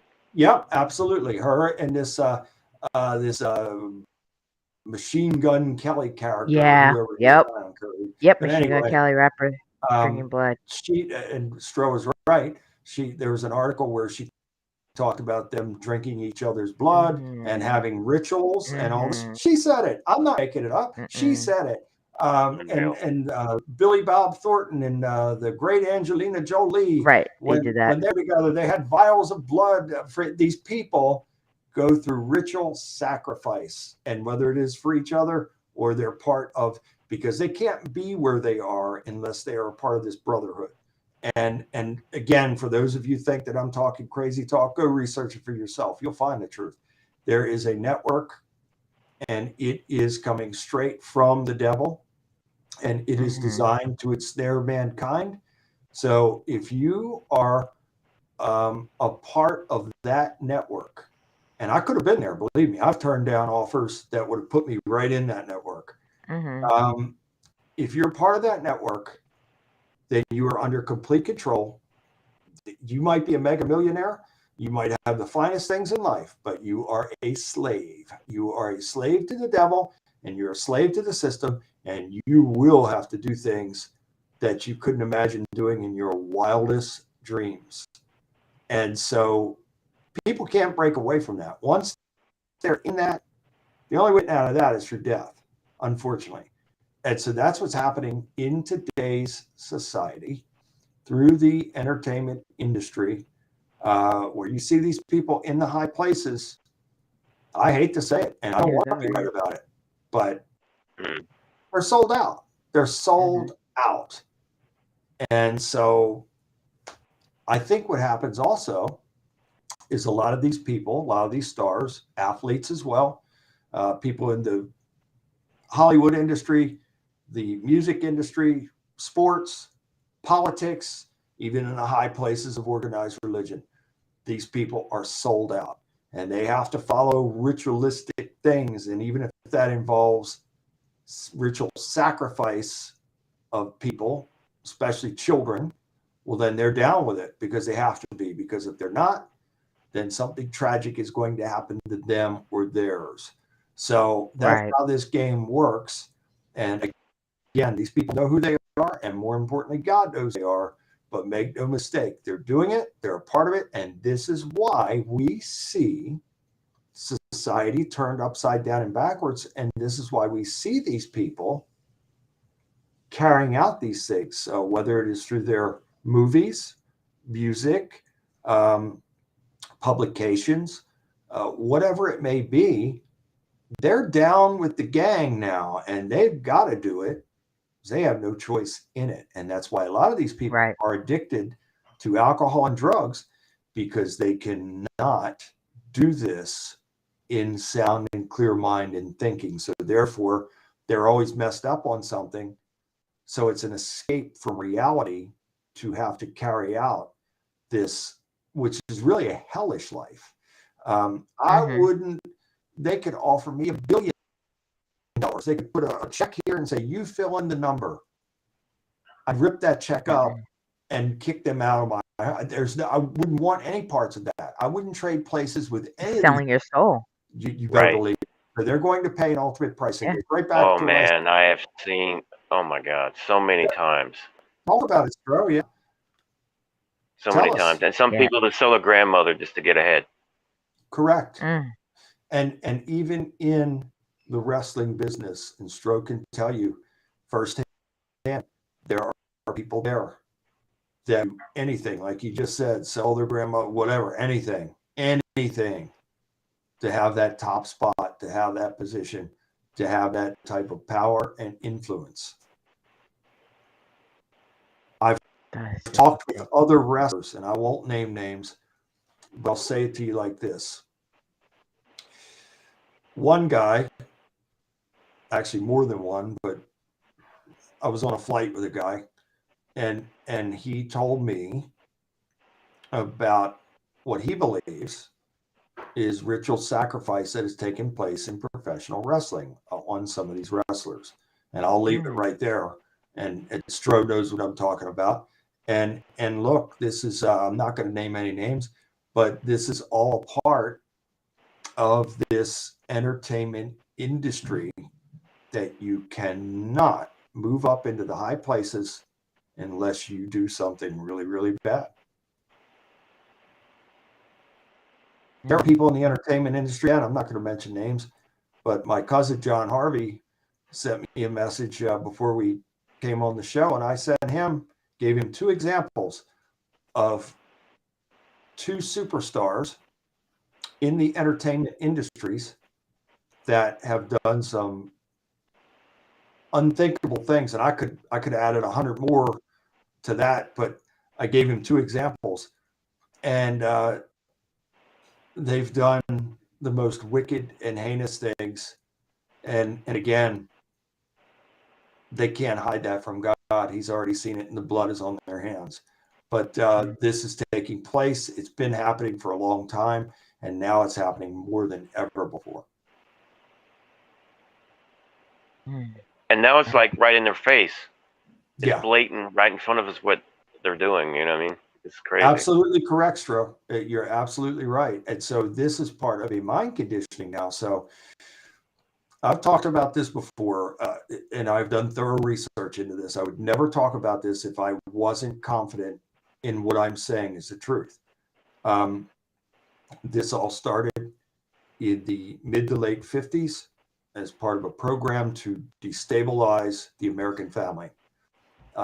In the early to mid 1950s was the greatest time for the American family, and families flourished and they did well. And there was the Cold War and always the threat of the nuclear stuff with Russia and all that, but people were doing well. It was a whole entirely different world. I urge all of you to do some research and do some historical research back on the American family in the 1950s up until probably 56. And then all of a sudden, this plan was put into place to destabilize the American family, and it's worked like a charm. And they did it through entertainment, the music industry, and the media. And it was designed to make the children rebel against their parents. And once that rebellion was initiated, it's been a continuous downward spiral to where we are right now. This is why we are where we are as a society right now, because of those things that were implemented back then. And so this has been a 50-plus-year-old plan now to destabilize society and to blur the lines and to create a rebellion. Where does this rebellion come from? It comes from the one who rebelled, and it comes from the original rebel. And so that's what this is all about. And so, again, please, I urge all of you to do research into this. Don't believe what I'm telling you. Pray about it and ask God to guide you to the proper research, and you'll see it for yourself. And Stroh's right. Travis is right about how easily people can be led and controlled if there's a charismatic figure, and I don't care Mm-hmm. who it is, where it is, and if he gets an audience and people emotionally invest into that person, then they have them. And they Mm-hmm. can, we talked about this with Stro last week about wrestling. If the audience emotionally invest into a character, a wrestler, they got them. And then it's just a matter of continuing in that program to keep the people hooked and coming back. It's the same thing no matter what industry that you talk about, especially in the churches, televangelism and mega churches and things of that nature. If you're emotionally invested, they could tell you to eat feces, and some people would actually do it because they would think the pastor could convince them that there would be special powers that would come if you did that. And so we recently had Kim Kardashian saying that she was going to start eating her own feces. And I said that watch and see, you'll see the TikTok videos of all these young girls that will start to eat their feces because Kim Kardashian said that was a good thing to do. And so when you have this type of emotional investment into people, they can tell you anything, and you'll go right. I saw an episode they did where they were talking about blood too. Yeah, well, they bathe in blood, Stro, and they make no bones about it. And again, do the research. Don't take my word for it. Kim Kardashian talks about her vampire facials and how they bathe. Lady Gaga bathes in blood. These people make no bones about it. They let you know who they are and where they're coming from. And most people, because they're mostly invested, they'll follow right along.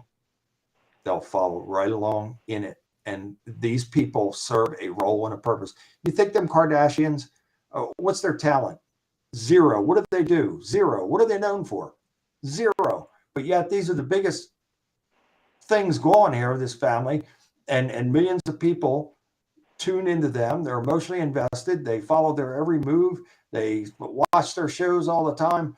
And yet, when you break it down and you analyze these people, what are their talents? What are they known for? Nothing. But yet they have such a hold over American people, especially the young people. It's mind-boggling. And so it's absolutely right. J-Lo, same thing. Her Santeria and her blood rituals and all this kind of stuff.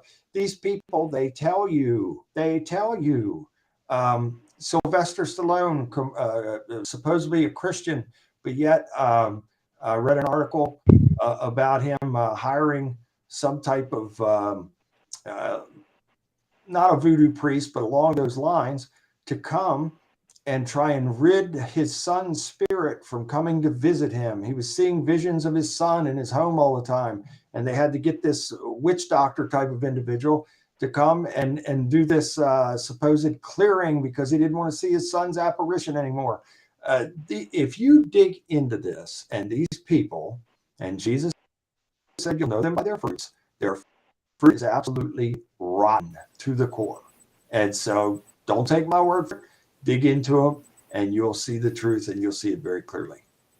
And with the children, I mean, they're after the children, and the children are our future. And if, without children, we have no future. So, That's correct. That's correct. It is what it is.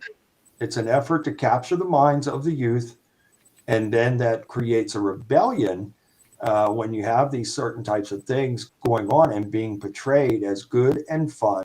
Just look. Now, I have never been on TikTok in my life. I've read stories and videos. We need a Bill Bean TikTok channel. Yeah, I have never. But you see some of these people doing the most bizarre and outrageous things. Why? Because there are people watching. That's why we have to protect our children at all costs. Yeah, it's true. I mean, who wants to have their child subjected to things that are not good for them and then going down a very bad and dark path as a result of that? There are apps on phones now that people supposedly can, and I saw another story recently where they can, through these Alexa devices, supposedly talk to their dead loved ones now through the Yeah. Alexa device. So Oh wow. this is Mhm. just You just it's demonic. yeah, it's so demonic. It's going so far out. I mean, it's just there you go. And that's another story that I saw. They are trying to bring this into society now to where they are they want to make meats in labs. I saw a video to where they were it was a 3D printer that they created this steak, so-called steak, and Mhm. created this thing and then injected dyes in it to make it look like blood. And they are serving this to people. They're serving this. And so and now with the cannibalism, you have people like Morena Abramovic. I suggest that you do research into her. She's a Pied Piper for today's stars. Anyway, Spirit Cooking, check into that. They have an agenda, like what you just showed there, Des, to where it will be cool to eat human flesh and it will be Oh a God. delicacy and things of that. And Travis, I'm glad you're back. So I know you want to chime in here. I've read these stories and heard these stories too, and I did take a break because I was becoming too, how can I say, I felt like it was tainting me. I It's know knowledge is disturbing. power It's and all that, but I was disturbing. just like, I love God like a child, and I was like, all right, God, like there's just some things that like I don't want to know. Like fire's gonna, if I touch fire, I'm gonna get burned. It's gonna hurt. Uh, that's all. I don't need to These put are my hand in the very fire. dark and disturbing topics. And Yeah. Travis, I Yes. think you're muted. We Go, can't hear Travis. you. I apologize, Okay. and I apologize. I had to drop off there for No a few minutes. worries. I had to take care of a couple of things. Des, going back to what you're saying. I am by nature a researcher. I love to research. I love to investigate.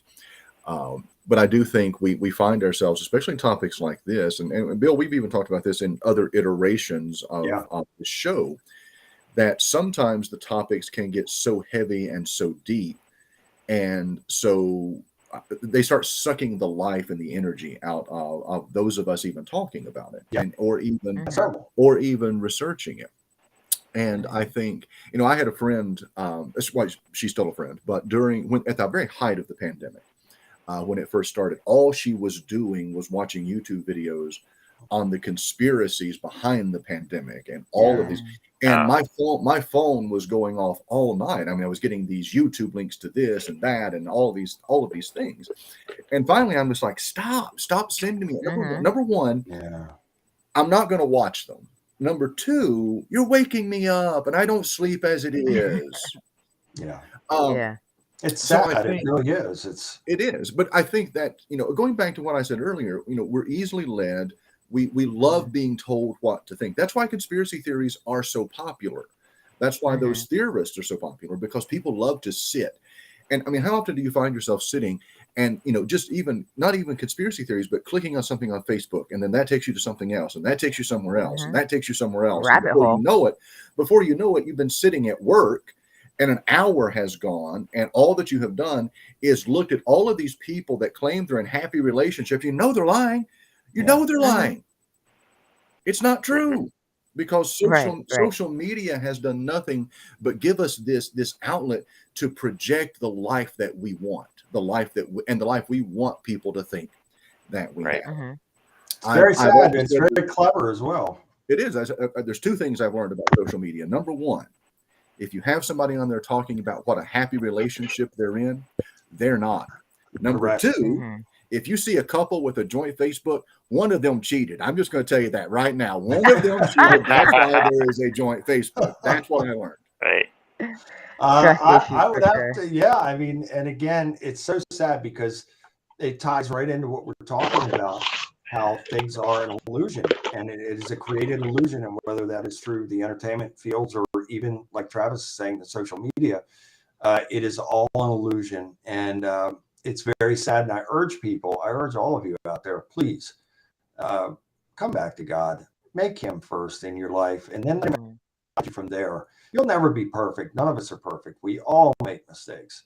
But it is a lot better to have a real and authentic relationship with God and to try and do the best that you can do and be the best that you can be on a daily basis. You have a lot more happiness that way as opposed to living in a lie and an illusion.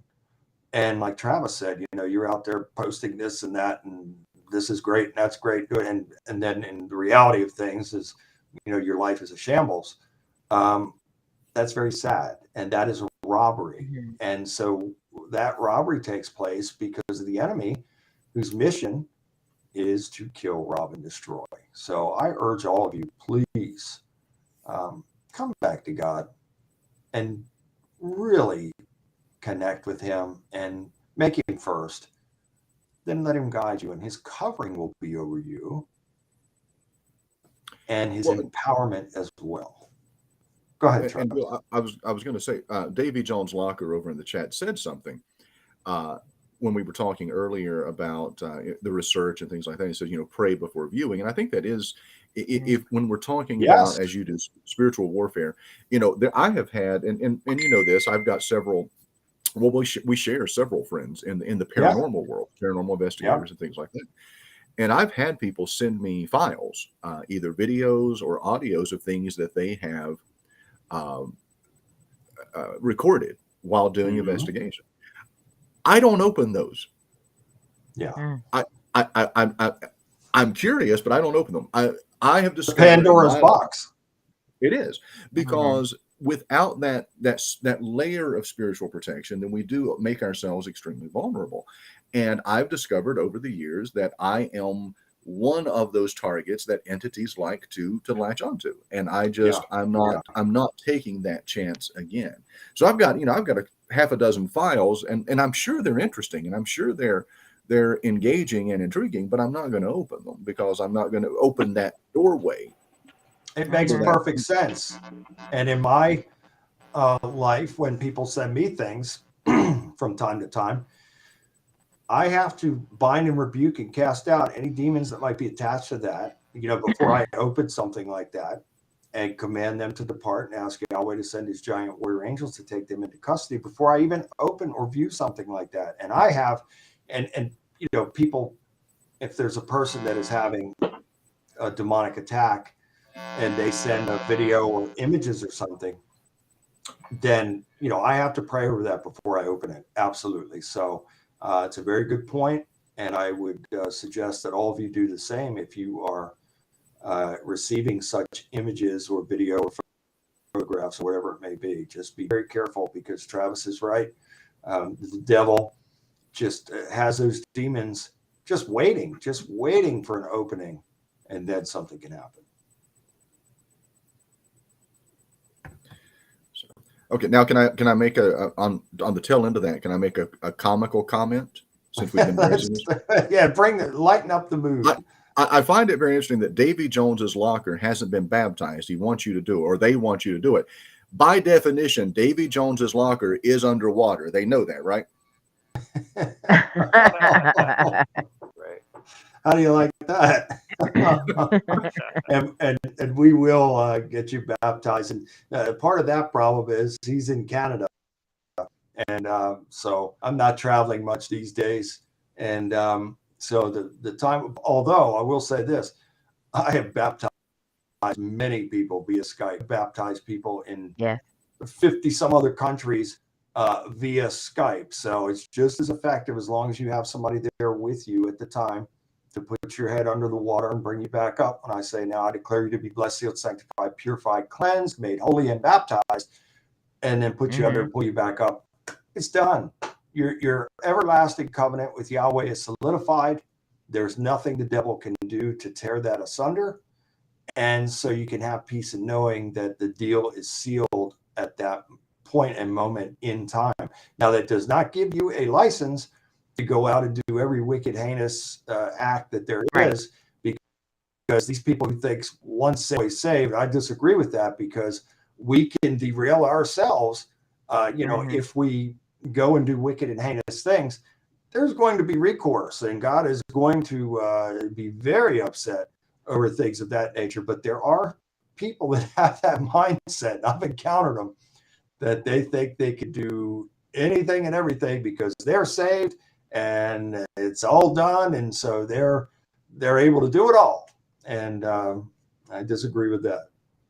I will say, if you don't mind me sharing, Brother Bill, Bill did baptize me, via Skype, and it it it worked. It is authentic. It is true. Yeah, I felt renewed. You know, I will say, as a person, you have to also meet in the middle as well. You have to receive it. You have to have that spirit. You have to, embrace it. But yes, no, when I came out of that water, I was different. I've praise I've God. been different ever since. Yeah, ever since it's been different. And although yes, the devil still there's still a spiritual warfare. The devil still comes at all different angles. Sure. I'm more knowledgeable since I've been part of this warrior mode, and I've become more knowledgeable. I've learned how to pray stronger. I understand my God is bigger than anything. You better believe it. It's just you've given these tools that I did not know, and the tools that I did have, you helped me sharpen them, We and praise and God for having it. these conversations as well. I'm still learning constantly and growing and stuff. But yes, I know initially I would say I was a skeptic as well, because I see I was like, Skype, how is that possible? Yeah, Well, the same way music affects you through the airwaves, the same thing as a movie can affect you. This is the same way somebody prays over you can affect you as well. That energy and yeah. the frequency and the And vibe, invoking the power it of hits. God. If we're invoking the power, so we are gathered here right now, the four of us. We're not Yeah, God's together in here. the same room, but we are together, and God is with us. And we have a very real, even though we can't reach out and touch each other right now, we are Hmm. together, and God is with us, and God is working through us to give a very strong and powerful message. And so you're exactly right, Des. This is, even though you're not physically there, you are still there invoking the power of God over the situation, especially when it comes to um, spiritual deliverance or baptism. We're Hmm. in the power of God over the situation. Therefore, I don't care where you are. I don't person it's 10,000 miles away. It doesn't matter. And I've had people like in Egypt and Hmm. different places, Pakistan. It doesn't matter because we were invoking the power of God over the situation. It's just like you said about a person that has a demonic attachment. That person can move to the other side of the world and that attachment will remain with them. It's the same thing when we're Hmm. invoking the power of God. They could be on the other world and through a screen like this, but we're invoking the power of God, which is every bit as effective as if I were standing right there. Right. Well, I think, a couple of things. First of all, baptism is symbolic, so it Hmm. really shouldn't matter how that it's executed. Number Yeah, two, the simple fact that we sometimes want to think that God can't use or be Hmm. used or be effective through technology yes, limits God Himself, and God is infinite, and that correct. is Hmm. when it comes to everything. Absolutely correct. So 100%. it's one of those things. As long as the uh, individual that is seeking guidance, deliverance, spiritual help, baptism, as long as that person is in line with the person that they're talking with and that is helping them, then God is there. And what Christ said is, where two or three are gathered in my name, there am I in the midst of them. So it doesn't even be in the Correct. same Absolutely. room. It's there, gathered there for the same purpose, gathered there in His name. Then He's always going to be present. It's And real true. quickly, Davy Jones asked me a question. Wants to know if I've ever had an angelic encounter. Mm, good I've never question. been asked that question before. Um, You I have. had. I'm sorry. You have. I have. There have been encounters with something that I do believe was an angelic encounter. Because I really don't want to go through my entire life thinking I've only had demonic encounters or evil encounters. So yes, Davy Jones, I would say I have. And I love Yeah, the fact there's that no Davy doubt Jones is about his it. real name. Oh, I want to hear this story when Yeah. Travis, come on. Like, That's a different kind of, that's a different story. it's a different, That's a yes, different it's a topic. different. That's a whole different topic because, and that's one of the things we don't talk enough about angelic encounters. Uh-huh. We need to talk about We that really don't. more often. We do. And I Oh, it's guarantee real. you, all of us could, and maybe we'll have this discussion next week, is that we could all share divine experiences and divine intervention at one point or another through our lives. Absolutely. Stroh shared Mhm. something last week about when he was stabbed by that fan. I mean, that could have gone so wrong for him. I mean, if he'd have been stabbed in the wrong place and that would have hit a vital organ, he wouldn't be with us right now. So, I mean, again, I think there was divine intervention in that. Absolutely. So our God is an awesome God, and he is with us. He does love us. He does care about us. He does have angels assigned to us. However, the flip side is that the devil is a being that hates humans, hates mankind, and he assigns demons to people as well. And they wait for openings and they look for openings. And when there are openings, they will come in, and then it's going to require an eviction after that. And so that's the bottom line on the whole thing. And we could pick this up again next week. Right now we're at 12:45 a.m. We could roll for another couple of hours, but I don't want to keep everybody. I want you guys all to have your final word, and then we'll wrap this up. Des? Oh, I believe to go to the deep underground military bases. Oh yeah, 100%. I think that that's real. I was trying to say how, and actually the conversation was with when they're like, why would they do that? I was like, well, because there's people out there that believe that they could restart. I call it a godlike complex, but restart mankind Yep. or sustain the humankind or and regrow humanity in a different planet. And they're like, why? I was like, exactly, why? No, your logic of why is exactly correct. If you're not asking why and accepting like, oh, this makes sense, or having, I was like, oh, they're probably UFOs and aliens, and I was like, I think I had shared like how they're trying to bring back extinct, you know, I like how they slyly try to say, oh, we're just trying to bring back extinct, animals or things. I was like, that's because they're already cloning, and why? Exactly, Yeah. godlike. People trying to act like God. These deep underground military bases, yes, they do exist. If anybody wants to, I, I have a friend that works in fact, it's so like we have to like wait to talk in person because everything's monitored. And then Yeah. when we do talk in person, I literally feel like we're like in some kind of movie because it's like coded, and it's like written down. It's like we can't even speak openly because that person, I'm not even gonna say if it's a male or female, is like, no, you don't understand. I was like, no, I believe you. It's cool. And yes, they exist. There's some crazy testing going on in there.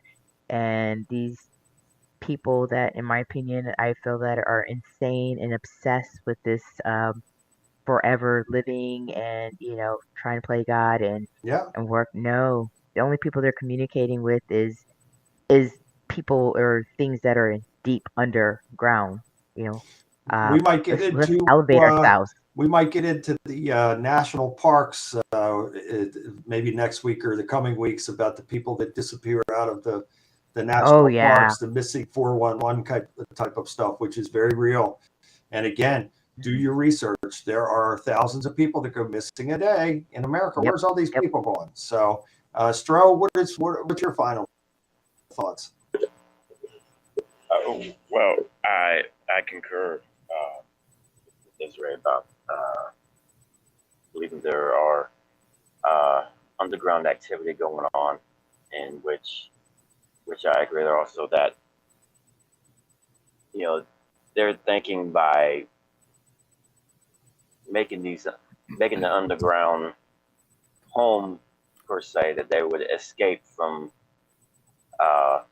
the wrath of God. But honestly, Mm-hmm. that there's no escaping from God. God knows where you're at all times, 24/7. There's no That's escape right.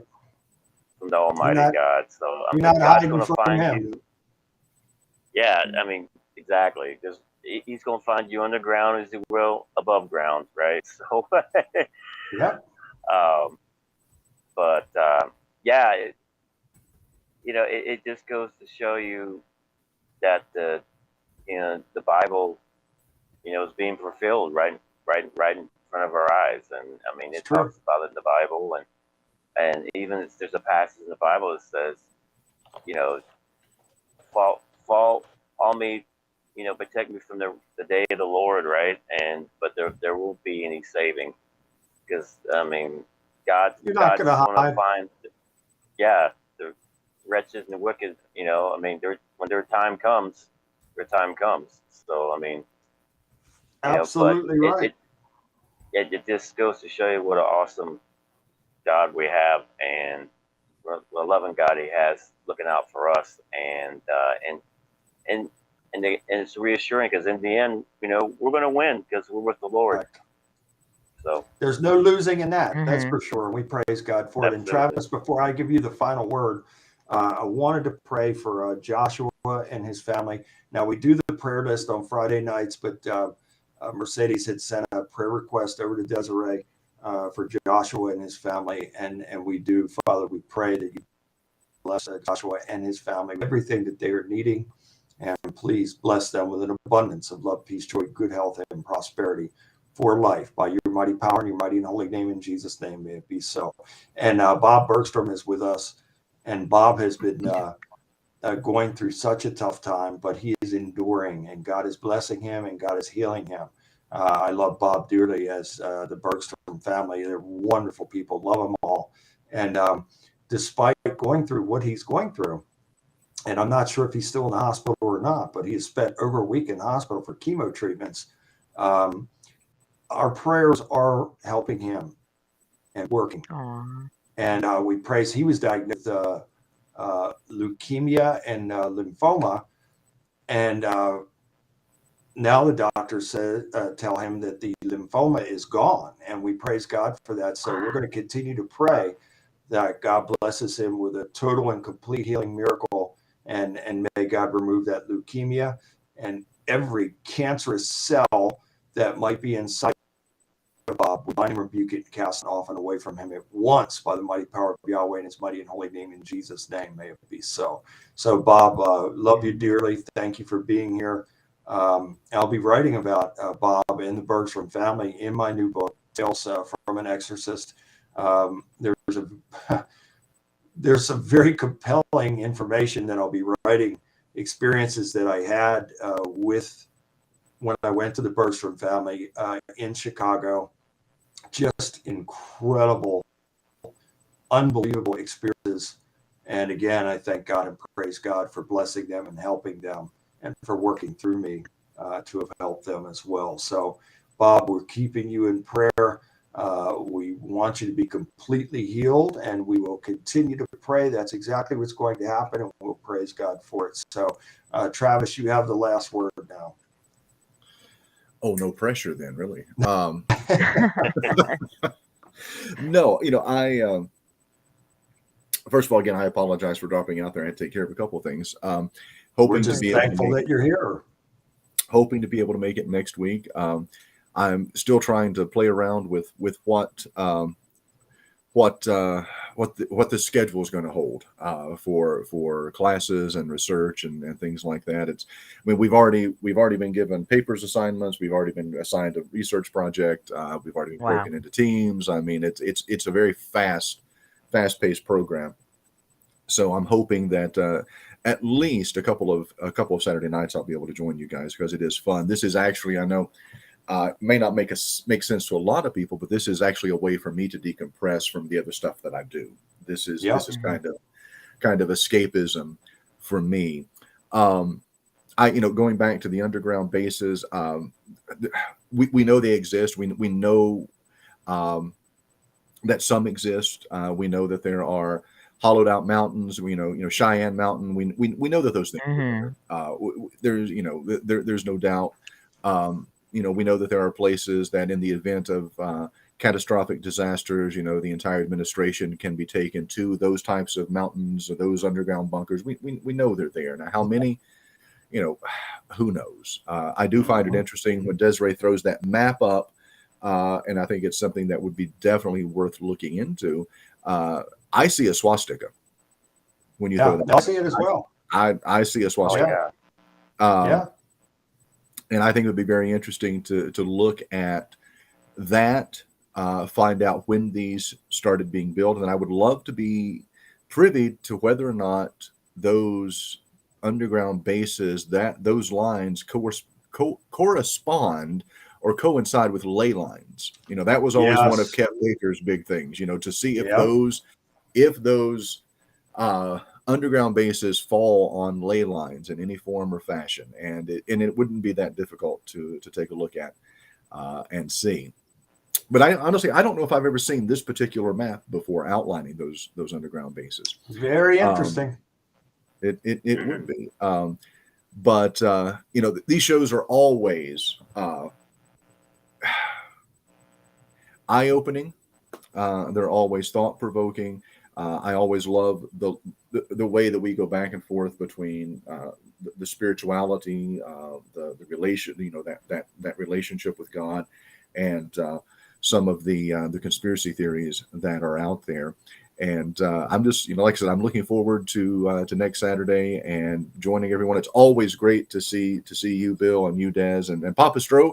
It's good to have you back in the building again. I want him to try and be a regular. I want Stro to join us as much as he can, and I hope that you will, Stro. I know you're making appearances and stuff like that, but whenever you have the opportunity, just let us know, because we want you to be a part of this with us. I would love to. It's such a blessing to be here. Yeah, it's a blessing for us to be able to have a platform. And I pray before every show, and of course I pray at the beginning of every show, that God will work through us to be a blessing to everybody that's involved. And I want to thank everybody out there for taking the time to stick with us through all this. Now, we've been going for, that's what, 2.5 hours now, and there's a lot of people still here with us, and I thank all of you, and we certainly love all of you and pray for you and want the very best for you. And so I guess that'll wrap it up for this week, and we'll see you back here again next Saturday night at 10:30 p.m. Eastern. I will be doing the Warrior Mode service at 11 p.m. Eastern next Friday night, and I'm really excited. And I'll leave it with this: I'm really excited about this new book that I'm working on. Tales from an Exorcist is based on my case file, some anyway, very minuscule amount. But it's going to be a very powerful and compelling book and presentation. And though it is heavy in nature with the content, the topics, there will be ultimately a message of goodness and hope and faith at the end. So I'm plowing through that much quicker than I thought I would be. And so I expect to have that completed very, very soon. Desiree is contributing with the cover design. Anita Tendo also, Des, I have to send this to you. Anita sent over a cover that could be used for the back cover. So we'll have to coordinate with her and see if that works. And Anita has designed covers for me in some of the past books, and Travis will be writing a foreword like he always does in most of my books, and we expect some words from Tom Danheiser from Coast to Coast Radio, who will be writing some words as well in the book from him and George Norrie. So we are I'm very much looking forward to getting the project completed. And I think that it is going to be something of value for people. So again, I want to thank all of you for being with us, and love and God bless all of you, and have a great Sunday. and may you have a great week, and may God bless you, and may God work through you to be a blessing to others as well. So I'm Bill Bean, the spiritual warrior with the dream team here, and we will see you guys again next week at 10:30 p.m. Eastern for the Warrior Mode Show. Good night, everybody, and God bless. Yeah, guys. God bless. Love you Love you guys. guys. Night.